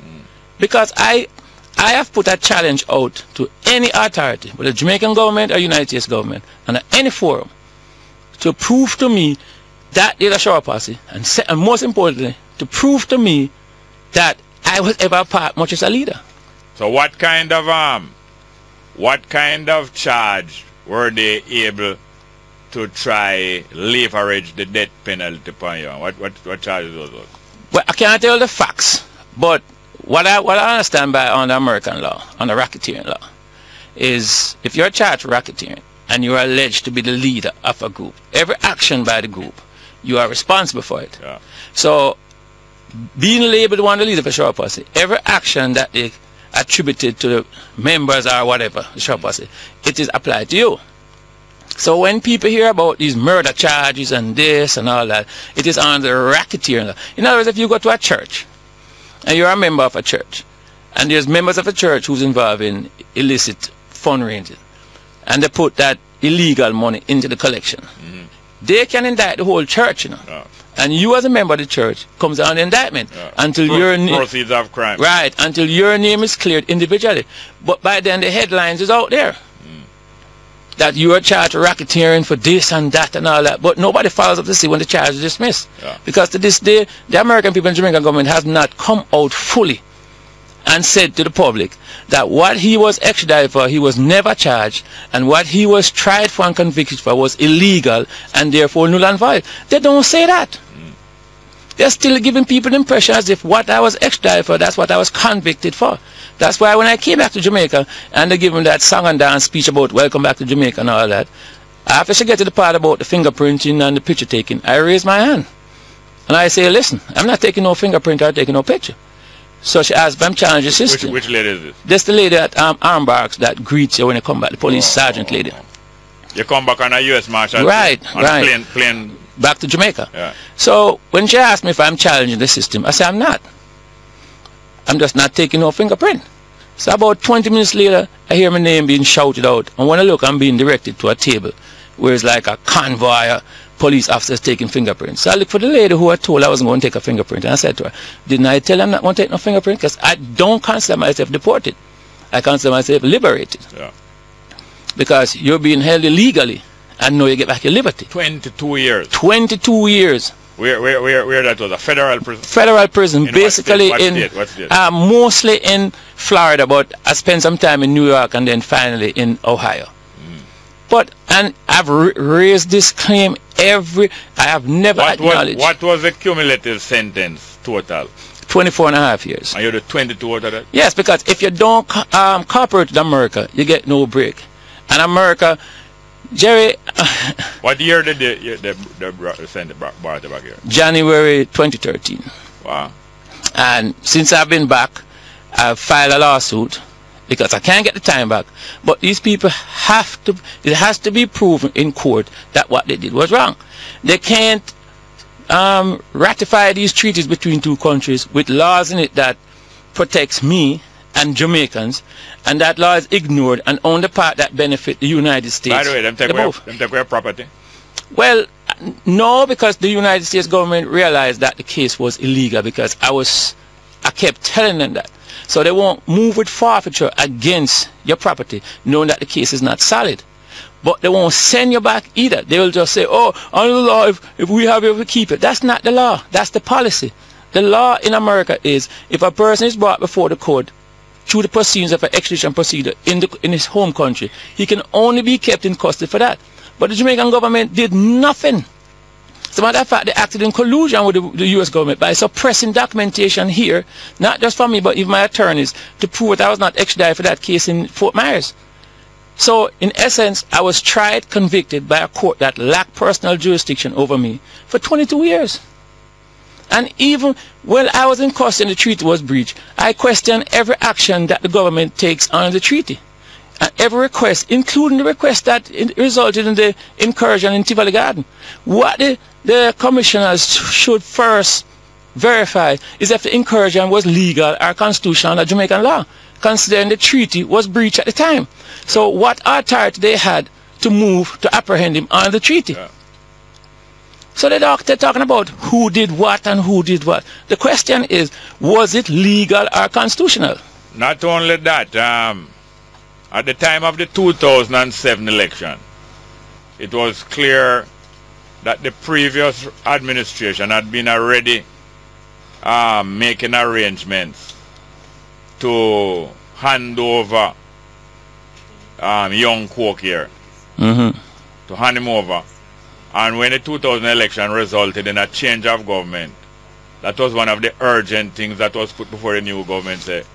Well, I don't believe the prior government would have acted on the request, because they knew that the treaty... They did not on it. It was there for some time. Yes, because they knew that the treaty was not valid. So they didn't want another controversy on their hand involving another JLP supporter. So what they did, they waited until JLP I know, but that's what I point out. Got into power. And it was handed right over and told that this is urgent, you know, you have to deal with this. You have to deal with this quick. But you could tell that something was wrong. Look at how it was done. With this MOU where they bypass the regular procedure and go straight to the police. Because the United States knew they couldn't go through the regular procedure because they knew that they had violated the treaty, still breached the treaty before, so they had no legal right to make a request. So if they didn't have a legal right to make a request, they knew that Jamaica government couldn't act. But these governments, they are more interested with relationship with America than the constitutional rights of Jamaica. They keep saying about Manhattan, who hired Manhattan? Well, the question is, who hired Holland Knight? Which government would you rather? One that hires a law firm to protect a Jamaican citizen's constitutional right, regardless of who that person is, or one that hires a law firm to help to railroad a Jamaican overseas? If you ask me, I'd say the one that protects Jamaican citizen's right.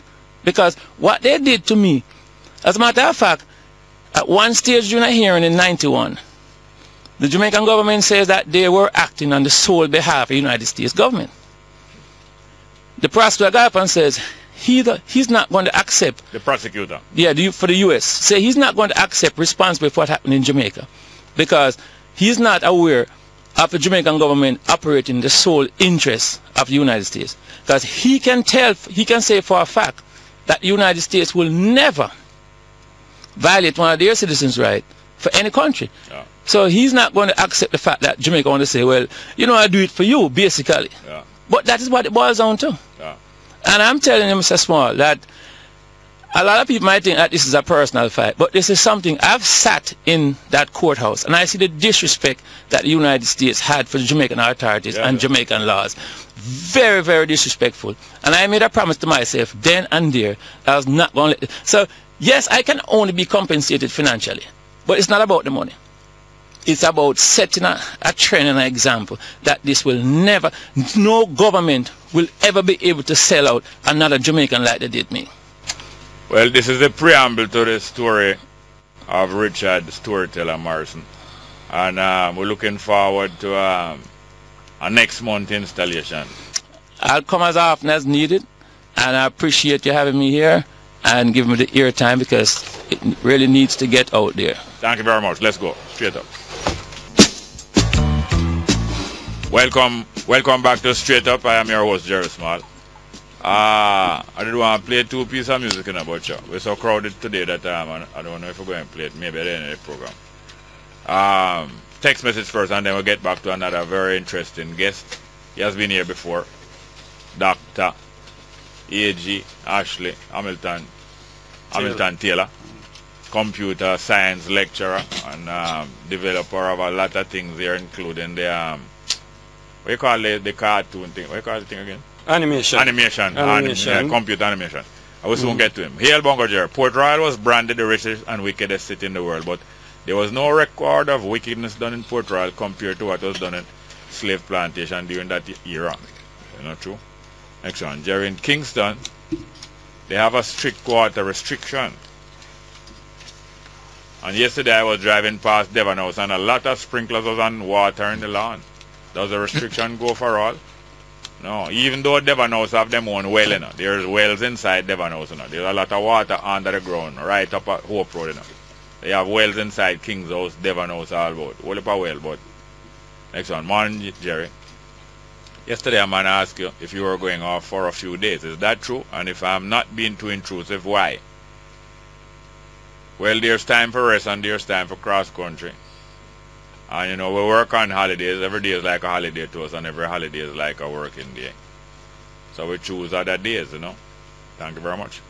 Next one. I think Mona High is a Cuban-made school as well. Oh yeah? Yeah, the construction was our kind of construction that was used. We'll soon find out if it's so. Next one. Morning, Jerry and Mr. White. I never hear Mr. White. How are you related to Jerry? He is my brother-in-law. We have brothers and sisters in love, and you have brothers and sisters in law. And sometimes they are one and the same. Next one. Greetings. Heard that UWI bookstore is hosting an all-day health and wellness expo on August 26th. Can you arrange to get them on your show to promote this event? Thanks in advance. Coming from Iboja or Iboja. Good suggestion. Yes, we intended to understand. A good suggestion. Next one. Blessed love, Mr. White. Welcome to the Straight Up family. Having done some teaching, I totally agree with Garnet. English should be taught as a second language. Black Mama. Yes, we tended to agree with Garnet, but as Jerry did point out, there is a place for English. Yeah. Next one. The reason why our youths are unable to master the sciences is not because of the English language, but because of the lack of exposure to scientific industries. Next one. Mr. Small, is Lambert Brown still a part of the UAW? If so, wouldn't that be a conflict of interest, him being a senator involved in the public sector thing? There's a lot of questions and a lot of things that don't even need answers, and so on and so forth. Matter of fact, I think he's a very good coach to the Prime Minister. That's why they put him beside her at the signing to guide her through the whole thing and show her the dotted line. Yes, we welcome already, as we say, Dr. Hamilton Taylor. How are you doing, sir? Great, man. You've been here several times before, I believe. And we have some music transfer. Yes, they can do it. No, talk to man. Explain that. No, man. All right. Explain to the brother for me. Explain, yeah, man. Okay, you're just back from Ethiopia. By the way, God. Yes. Addressing God, but is you are really asking the question. When we met you in 1968, I met you. You was a little youth. About how old was that time? About 5. Because I remember your parents, you used to be up and down with your parents at all of the African and the black militant and the nationalistic events that was happening around Jamaica. Remember? That's right. And your mother is Norma Hamilton. Yes. Venerable Norma Hamilton. Matter of fact, she's also known as Nana Faraika Burhan. Yes. And she was very active in that time, along with Brother Boros. No Boros? Yes. And up and down, you used to drive in a giant car. It was well known all over Kingston and a little less well known all over Jamaica as the Rastamobile car. Woolly Paras, mother, father, and children, up and down the night. Yes. And boy, it was a Milton family. So you were that young at that time, but I remember seeing the whole old man all the while. Yes. You remember? Yes, that? I remember the car. But what was the car again? Was it a Plymouth? It was a Plymouth. Plymouth. With a fishtail. Fishtail. Right. About a 1960 something Plymouth. Right, 50 something. 59. I think it's a 59 Plymouth. A true man. Huge car. But the family. I mean, Garvey Day is coming up, so the family have a connection to Garvey because the printery where Garvey learned printing. Boros. Right. In St. Anne's Bay. That is the Boros' great-grand... was Trevor? Yes. Trevor Boros, yeah. Right. That's his grandfather. Yeah. So it would be my grandfather, step-grandfather, or grandfather-in-law. Oh, yeah. And then, you know that they had a branch in Port Murray? No, I didn't know that. Yes, and that's why Garvey later on returned and visited Port Murray because he had been working at the branch there. Okay. Yeah. See, you can learn. Yes. So, Burroughs was the godfather of Garvey. Of Garvey, yeah. Right. So he taught him the trade. Right, as an apprentice in the princery in St. Anne's Bay. Yeah. And then my grandfather, A.G. Hamilton, who is who I'm named after. He was one of the early persons of African descent who got into the larger scale of construction. Right, contracting. He worked on the nursing school here, Half Moon Bay Hotel, primary schools, and a lot of his own little sort of mini sort of housing developments. One of the early ones. But after the state seized Garvey's properties, he's the one who built the house for the Garvey family on Mona Road. We just passed that one final road, yeah? And he actually it's built it basically. It's 2 houses side and side, 12. Yes. Yeah. So he built it essentially pro bono for the family as his contribution as a Garvey. Oh yeah? Boy, that's great information you give me. Because we just drive past there and remind God about that premise. Number 12 Mona Road. And we used to visit the family, we used to visit Mrs. Garvey. Yeah. You know, that's Amy Jakes, right? Yeah, that's where she tell most of the things I learned from her is right inside her premises. She tell me about them. But a great lady of dignity. Right? She's like Winnie Mandela. While Garvey was incarcerated, even when he passed her, she was the one who keep the thing going until it catch a fire back. Yes, and she was a great organizer, and in terms of the publication, she's the one who put together philosophy and opinions. She collected the various. Because, you know, Garvey was, so she was really a side-by-side equal person, and a person of great dignity. I would, her personality, I would compare it to Empress Menin and to Mrs. King, Coretta Scott King, Martin Luther King, right? As someone person would be more familiar with, if you, you know, her bearing and strength of speech, which and strong spiritual and moral. Yeah, and values, I know our family. I know our family. She was a little older than my mother, but herself and her sister was descendants of some Africans who came here from Haiti. And they went to Woolmers. Mrs. Garvey and her sister, Mrs. Ripoll, Denny Ripoll mother. They went to Woolmers, and my mother and her sister went to Woolmers also. Them and they were the most close friend. And they had a lot of land, the family had a lot of land, that's why Jake's Road along Mountain View, named after the family, because Jake's land over the name. I see. But apart from that now, she also, it was who made me know of Rastafari before he was even crowned. Sent and made contact with Garvey. She personally tell me about them things. Sent and made contact with Garvey and the UNIA quietly. Offered them land in Ethiopia and sent donations to more than one of the conventions in August in New York, every August, 1922-23.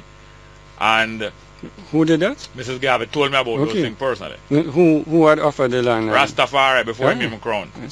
So they were aware of this other young man on the other side of the world who was sympathetic with Garvey and the movement, and who made offers of them to come to Ethiopia and give them land and sent money to them and sent delegations to more than one of the conventions. So later on, when Garvey became kind of impatient with Haile Selassie while he was in London, it was because he had expected so much from Rastafari, but you know, Tafari we have moving slower.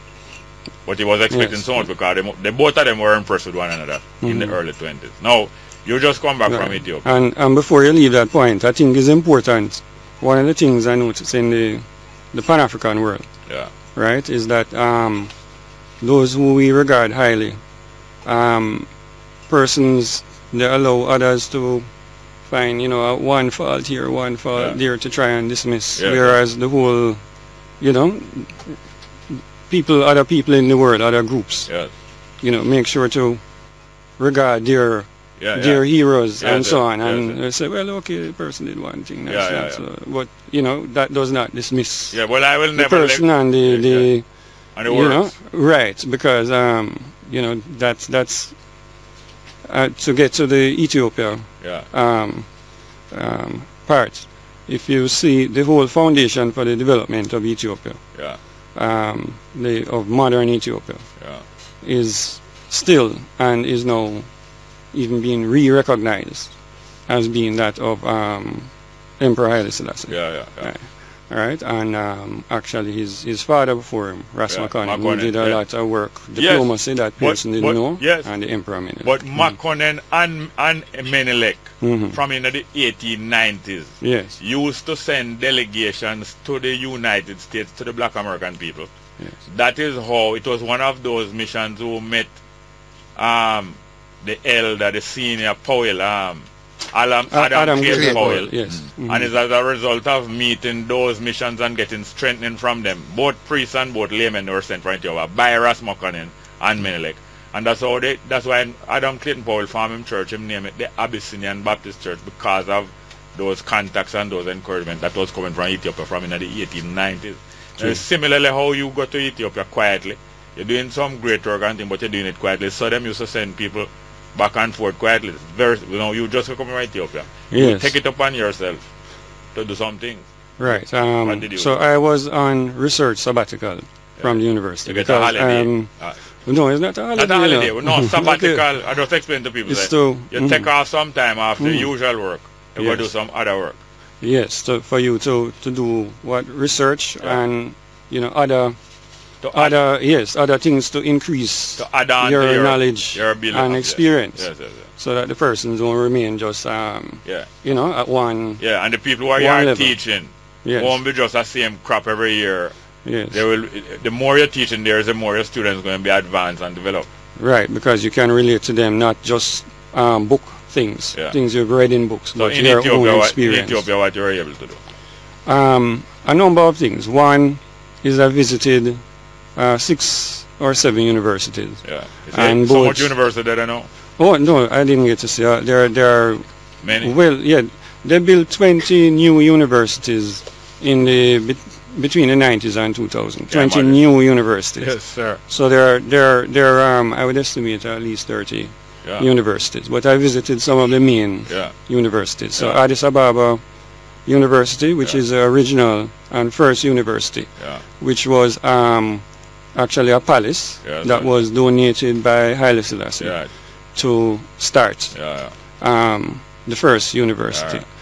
And I gave a seminar there to the PhD students, and I also attended as I guess some of their PhD defenses to see what in computer science. Yes, computer science and information technology and so on, which are all closely related. One is a little bit more. So you wanted to see where is there? They had a seminar.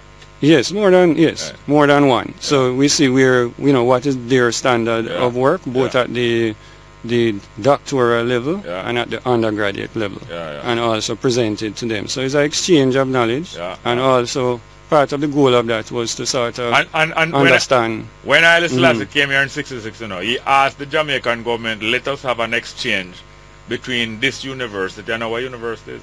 Right, that would be great, and there's still interest currently. So apart from that big seminar, where you went to other yes, a number. So there's that one, and as I was mentioning, that university was actually the grounds and the original buildings were a palace that was donated by the emperor for that purpose. Little Janet, right, and it is considered one of the leading universities in Africa. In fact, while I was there, they announced there were something like #2 in research output, competing with these established universities more known in South Africa and so forth. I visited Lalibela, which these are the ancient sites of the Ethiopian church and faith, tradition. Faith, even before Christianity, even from Jewish time. Right, and Aksum, which is Aksum now is definitely coming from the time of the Queen of Sheba and even before. So we're talking that's BC. 3,000 plus years. And Adawa, and the monasteries And all these places have monasteries and so on surrounding them. Yeah, which are really rich teaching institutions.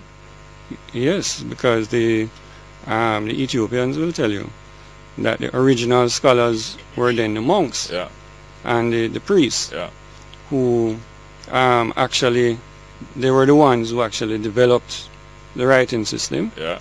And they tell you that a known person in those days would know 6 or 7 languages to be considered a person of knowledge. Then they would know you know, Giz, which is their ancient spiritual language. They would know Amharic, they would know Hebrew, Greek, and so forth. And a lot of the scholarly works that have been done abroad, it's really the persons from abroad who came and just talked to them, and they actually give them much of the information about the heritage. But they also developed musical instruments. They developed like forms of harps and so on. They developed music forms. They developed art forms, and they developed architectural forms, which is why Lalibela is carved from the ground down. And what I can tell you, stone. Out of solid stone. So when you stand before a church and you're looking, it is 3-4 stories high, and it's been carved out of solid rock, and then inside it's finely carved and so on. To see it in pictures and to actually be there, when you actually stand before it, it's as if you really wonder. It's on the scale of the pyramids, right? When you actually stand there, because you wonder how did they do this in terms of technology and so on. And even currently now, it cannot be currently reproduced, right? Or the stele of Aksum, you look at something that is 7 stories high. One solid piece of rock. How was it hoisted? And moved. Because when they tell you where the raw material come from. As one solid. And them never have no long crane. Where you call them truck, the long bed truck and no trailer articulated this and that. Or did they? I tell you. So the art and the heritage is so rich. I'm telling you, it's almost overwhelming in beauty and joy. And look, even the art you talk about, the form of Ethiopian art, storytelling through art. Yes. It precedes cartoon, where you know cartoon is done by strips, where one picture is drawn here, and in the next picture you see a similar picture but a little action further down the line in the story, and a series of pictures showing a series of action, and you read it like how you read cartoon, going down the line, comic strip. Yes. The Ethiopian artwork, even telling about the story of Solomon and Sheba and all different stories. Yes. Samson killed the lion and all different things. It's a series of pictures like a strip cartoon thing, thousands of years, and in color. Thousands of years before it developed in the Western Hemisphere. In color, and then you see in the art too. I mean, they have their own form of art. You also see in that art their picture, which would be similar to what Garvey is talking about, where you see these things through our spectacles. So you see with an afro, or sometime, although they will tell you that they do accept other renditions, but this is their their tradition and rendition. The picture of the John the Baptist and the picture of the Christ and the picture of the lady at the well. You're looking at pictures of African people. Right, and one of the things I did on that, so the second sort of part to this was how we really I wanted to see how the ancient and the modern, because they're now moving in the era, the modern era and the era of computing and smartphones, how these two things are working together and how the young persons, right? So we filmed a documentary. That's great. And a whole set of photographs, and part of that documentary was filmed in 3D. Yes. To sort of give you, to have a 3D video camera. Yes. That's part of now the research I'm doing here. How can we use the modern media, right, and the modern things to educate students, both not only just scientifically, but in terms of their heritage and so forth, because the countries that are doing really well in terms of advancing quickly, whether it's China, India, and so on, one of the reasons they are doing well is that their students not only appreciate the scientific and technological thing, but they appreciate their heritage, so they're now motivated to use that knowledge to develop their countries and their economies and their them appreciate the modern and the futuristic things. Yes. But they realize how long they have been at it, longer than most people or probably anybody else in the world. And they want to bracket both things, the future and and creation, from creation to the future. See. It's a great way to document them things. Yes. So, right, so call it Wave Lab, Web Animation. See how these things can be used productively. Not just to say, boy, we have all these fancy things, because from my perspective it's not just for celebration, it's utilitarian. You want it to be utilized. Yes, and I'm coming your perception as well. Yeah, well, my perspective again, you know, that is, you know, you want to see our branch of computer science, the one I mean, which is more the what they call the human experience and so on, is where you look at how human beings really use these things effectively and how you do design. So it is sort of where it meets society, the effects on society, where it meets art, where it meets design of new products. Where the rubber meet the road. That's it. It's not, so, you know. And how we, whether as Caribbean people, as African people, Pan-African, or whether developing people of the developing world, how we can really use these things effectively in our interest in the long term, and also for education effectively, because now I'm in the education sector for over 30 years. Yeah, right? and talking about that, over 25 years here. Here, well, and as you were speaking, it come to my mind that you have a daughter who I met there who is very sharp. Yes. And did she get to go? Well, so there are two daughters. Yeah. And one of them is now a senior software developer at LinkedIn in Silicon Valley. Yeah. Right. So part of the journey actually went to Silicon Valley as well. California. Yes, I got some of my original training there too as a teenager when we had to. So you are the prototype of Makonnen. That I miss Blake Hannah. What's your name again? Yes. Yes. So you was like Makonnen before Makonnen. Right. We helped to train a lot of the young people. Some not even. I've had no students. Past students who bring their children to me. Yeah, so in the 30 second that we have here, that daughter is now a programmer. Yes, so the younger one is the one that I'm more she's now she's on scholarship at Columbia University. Well, the younger one? Yeah, man. So far reached, Right, she's studying again, computer science and materials engineering. Yeah, materials engineering, I tell you. Yeah, she have a couple of years, so. Well, thank you very much. You can't complain about how your time has been used.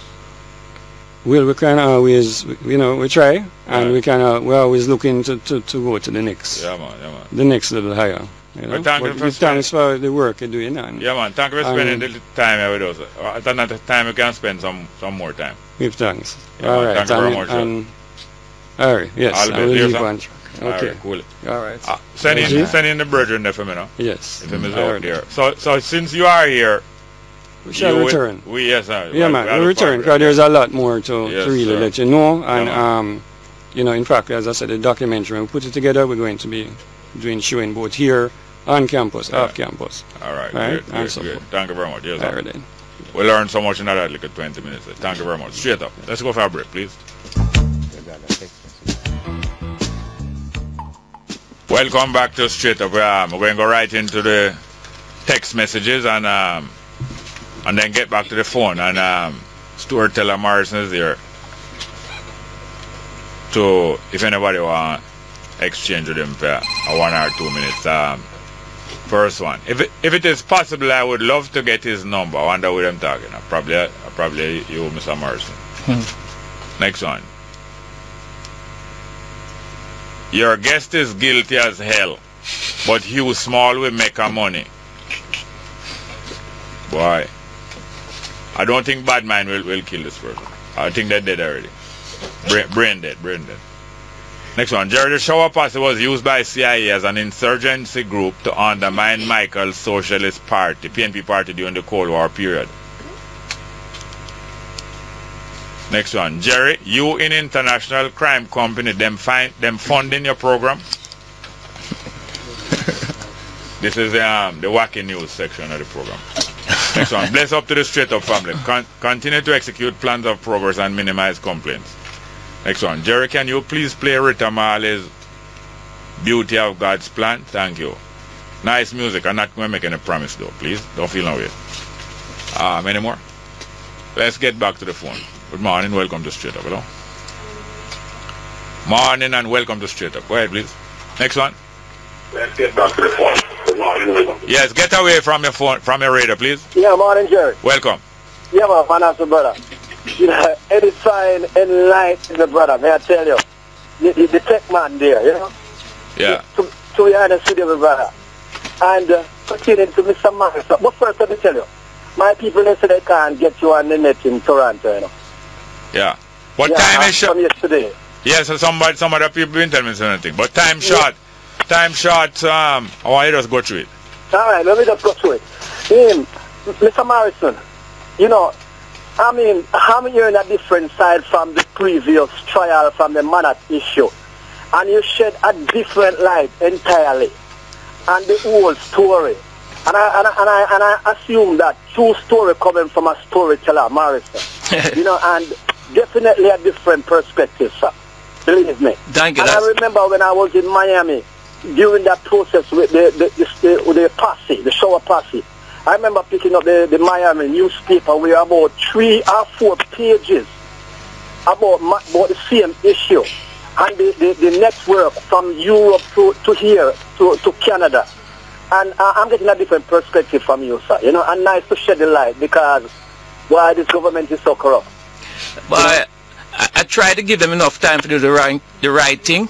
But yes, apparently they don't want to do it, and they must know that there's no right way to do the wrong thing. Thanks, sir. So whatever they thought they did and got away for so long, it's time for them to own up, pay up, and confess up. Hold on, hello. You hear me? You say you believe it's only this government is corrupt? No, man. But with the president, you know, we are dealing with the president one because... No, don't go back over that. Hello. Yeah. I ask you that, not for you to go back over that and to repeat the same advertisement. I wasn't going to what about the other one? What about the other one? The other one is also corrupt, but I said that... No, don't give me the butt part. I said the other one is also corrupt. No, you didn't say that. I know you needed to get from both sides. But what I was going to so you're on one side? No, I'm not. I'm neutral. Okay. I'm going to say... Nothing wrong with being on one side, you know. But I just want, you know. You are clear that up. Because I know you always, you know, that kind of person you are, your mindset. Anyhow, what I realized is it's a face with the whole signing out our rights to the United States. You know, it was totally in denial, and you come in now shedding a different light. Yes, okay. We have to go to our next call. Feel now here. Next one, please. Good morning. Welcome. Straight up. Hello. Go ahead, please. Hello. Morning. Welcome. Why? Yes.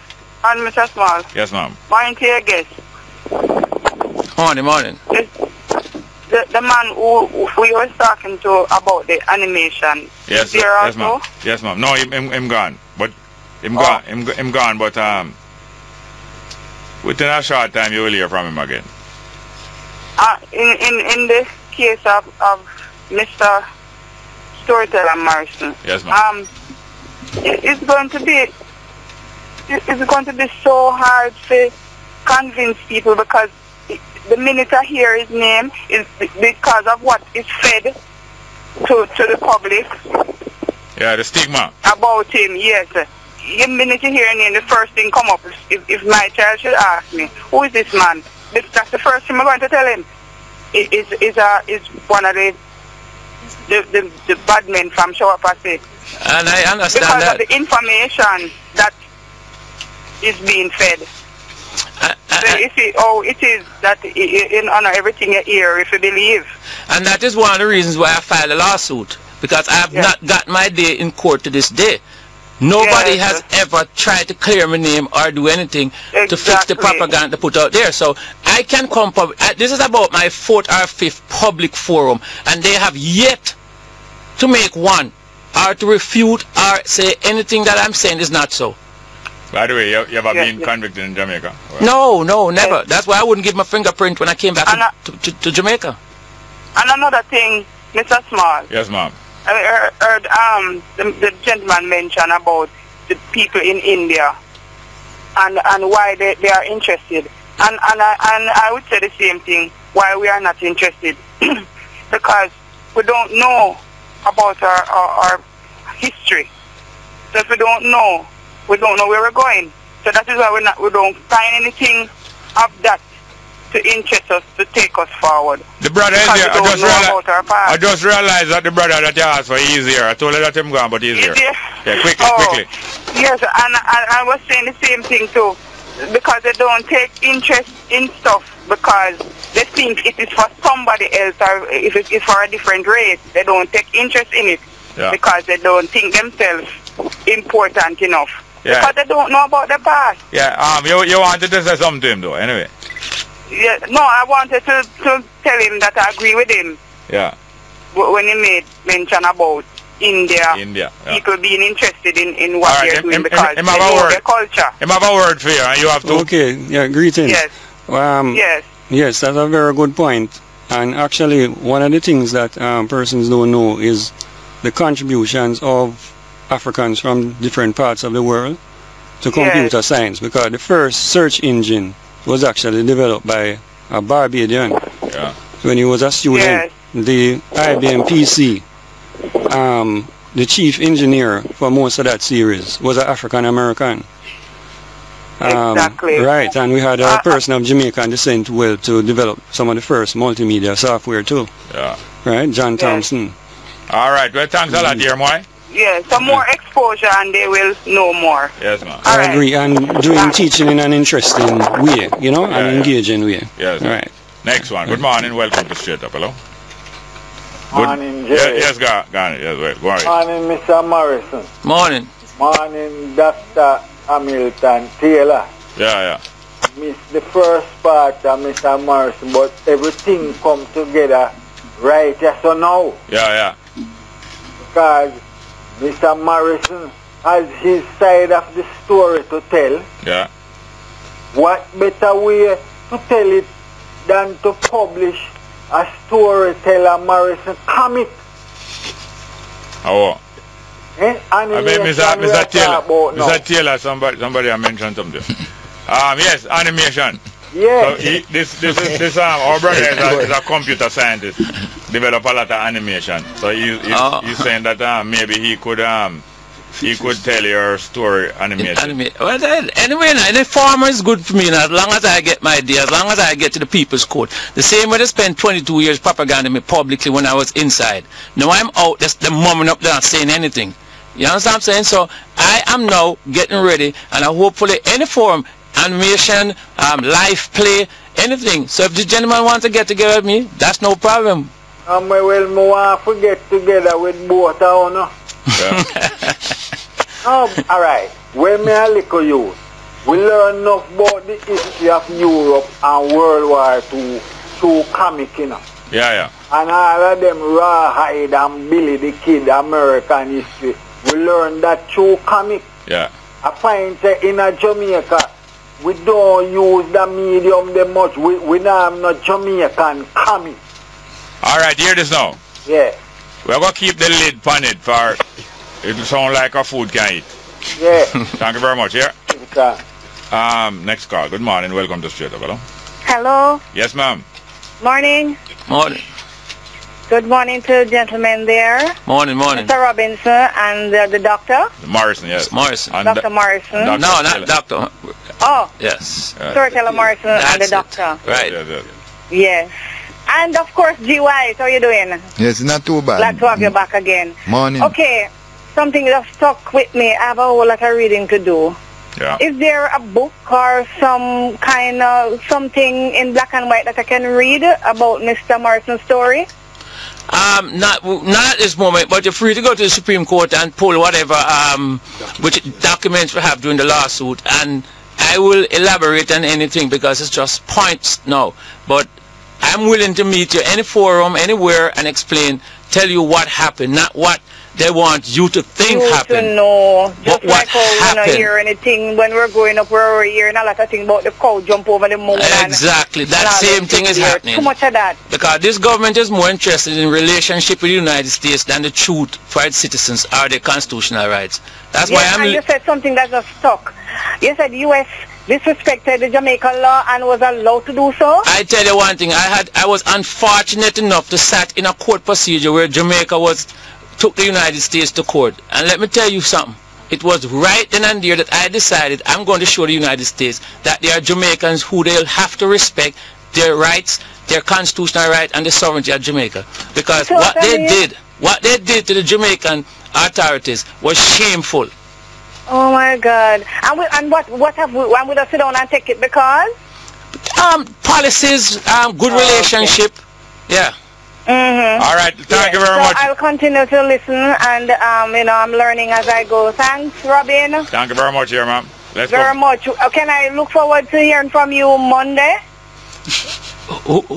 Hearing from who? Off the air. Okay. Thank you very much. Let's go for a break. Straight up. Welcome back to Straight Up.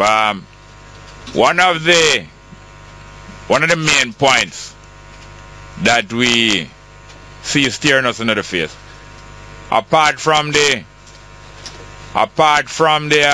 guilt or the blame worthiness of any individual, we know that the Jamaica government, as a tradition and as a culture, the Jamaican government from Henry Morgan till now, and still going strong in the same spirit, is willing to do human trafficking in individuals either kidnapped to Jamaica or born in Jamaica, and to make dealings with other countries for the benefit of the government and the government officials and the government party. Let's get to the next phone call. Good morning and welcome to Straight Up. Hello? Yeah, morning, Jerry. Welcome, sir. God. Yeah, man, morning. Maro. Yo. What, man? Brave may fall, but never yield, man. Yes. You know, say, being a 40, you have to strong, don't you? Have to. Yeah. I hear one now, Maro. You know, I try to get some men together that we can sit down and teach the youth. Because the civics gone. Yes. Constitutional rights, we want them know. Of course. Robert and Miguel, you know what is it, what, where and when and how and why. You understand? Right. And you know, say, it's a good link. Because here, the days of, I don't want to go back in those days, but hear me now, Maro. We need to link because we have put, Jerry's a part of this thing already.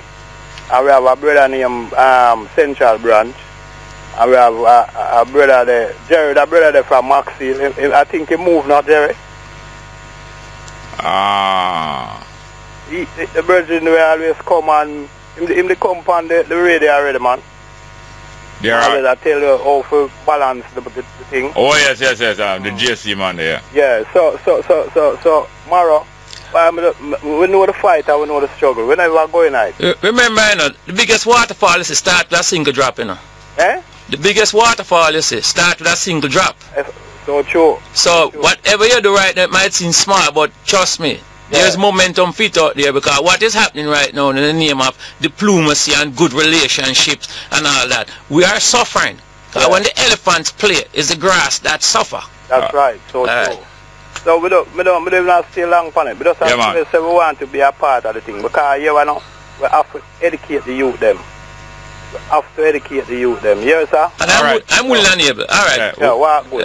More time. Yes, thank you very much. Next call. Good morning. Welcome to Straight Up. Hello? Hello, morning. Yes, welcome. How are you doing, ma'am? I'm good, thank you. Yeah, I'd just like to say hi to your guest, Paul. Yes. I think you have a lot of Jamaicans out there who might be incarcerated in other countries. Some of them might, by chance, be able to hear Mr. Morrison telling his story and are heartened.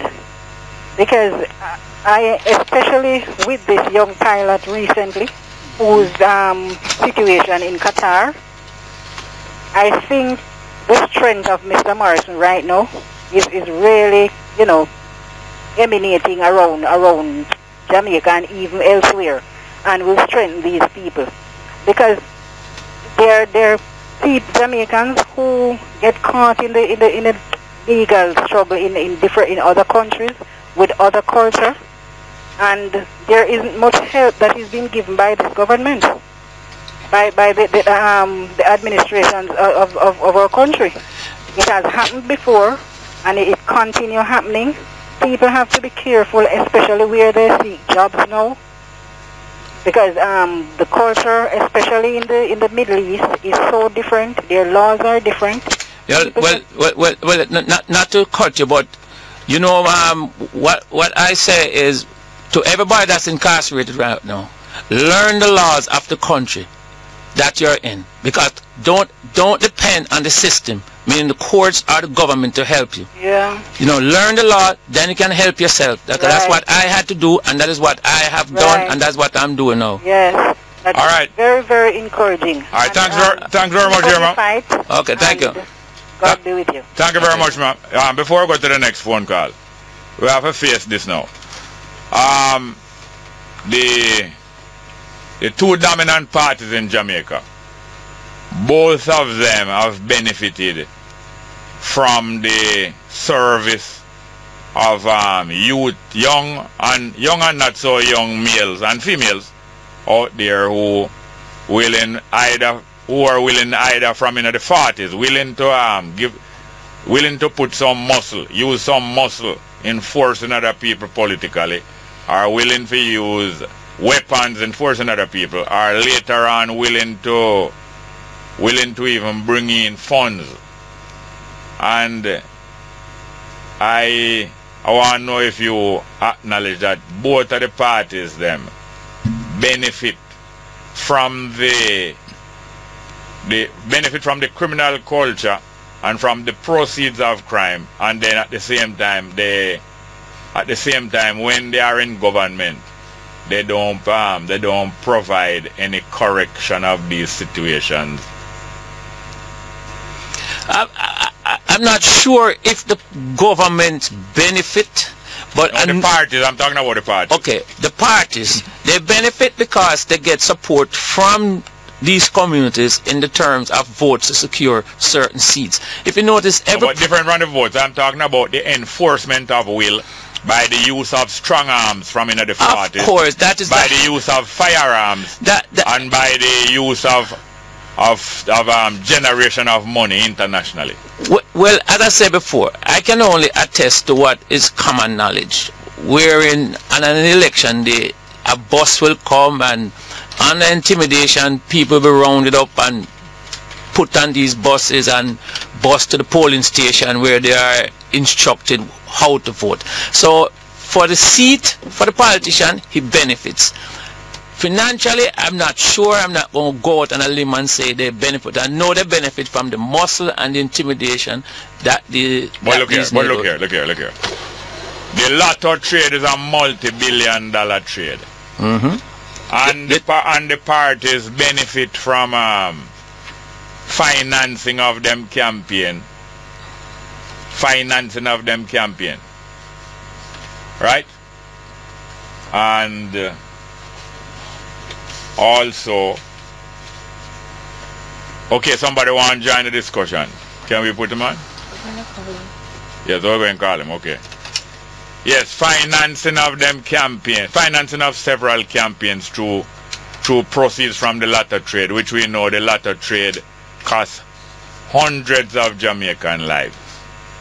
And other trades and other such activities bringing financing into these political parties, and whether individually.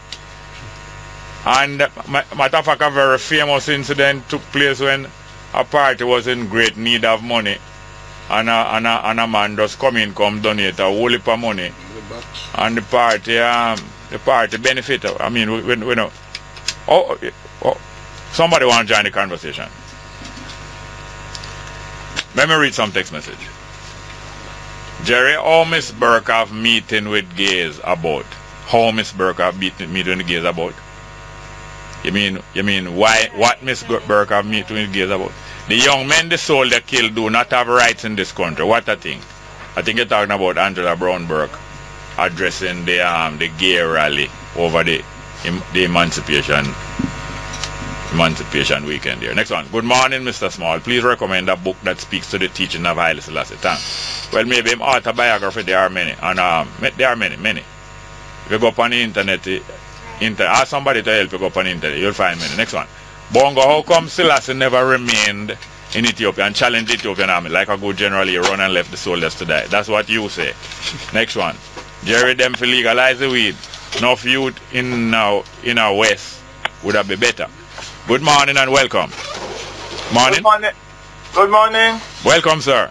Hi, Jerry. How are you doing? But they sound like KD night. That's correct. How are you doing? Not bad. Not bad. And morning to the persons on your program and to your listeners. Yes, morning. Yes, sir. I was hearing just a little part of it. Yeah. In relation to Mr. Morrison. Yeah, that. I just wanted to clear up certain things.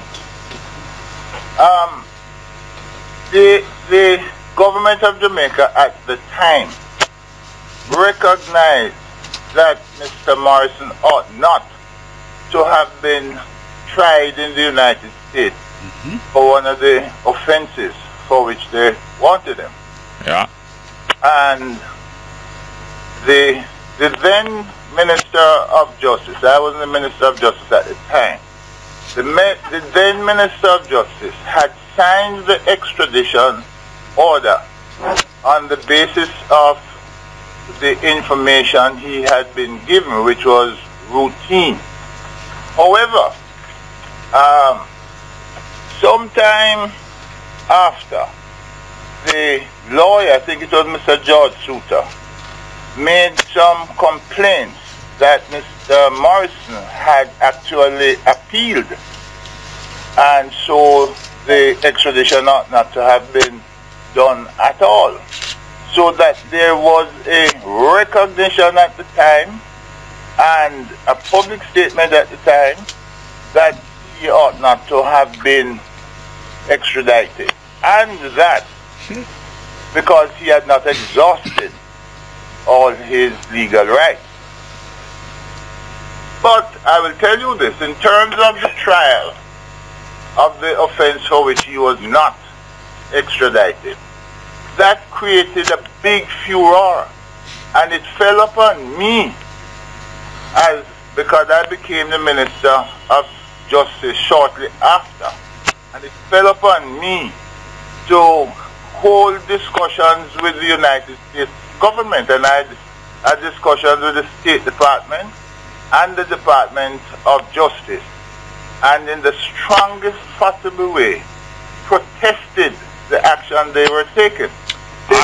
Now that you mentioned that, I think I do recollect something like that. That's correct. And then the United States government depended on a decision of their courts concerning someone who had been taken from Mexico, and said that once a person was within the jurisdiction, then they could proceed.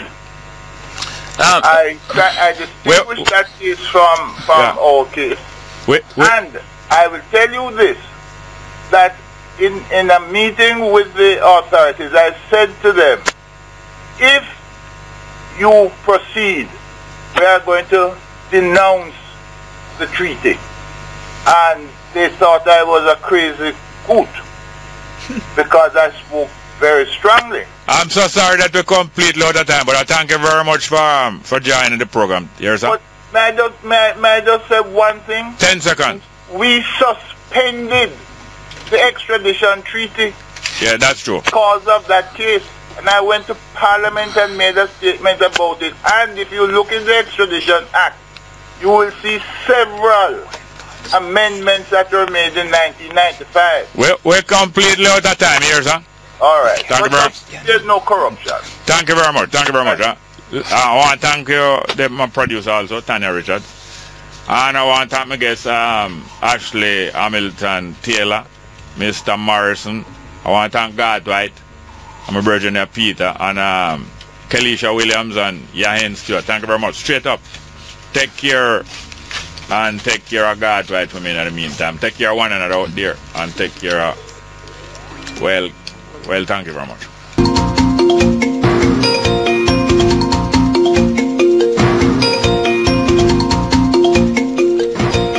Good afternoon with the midday news. I'm Errol Lee. Coming up in this newscast, motorcycle passenger killed in freak accident on Hagley Park Road.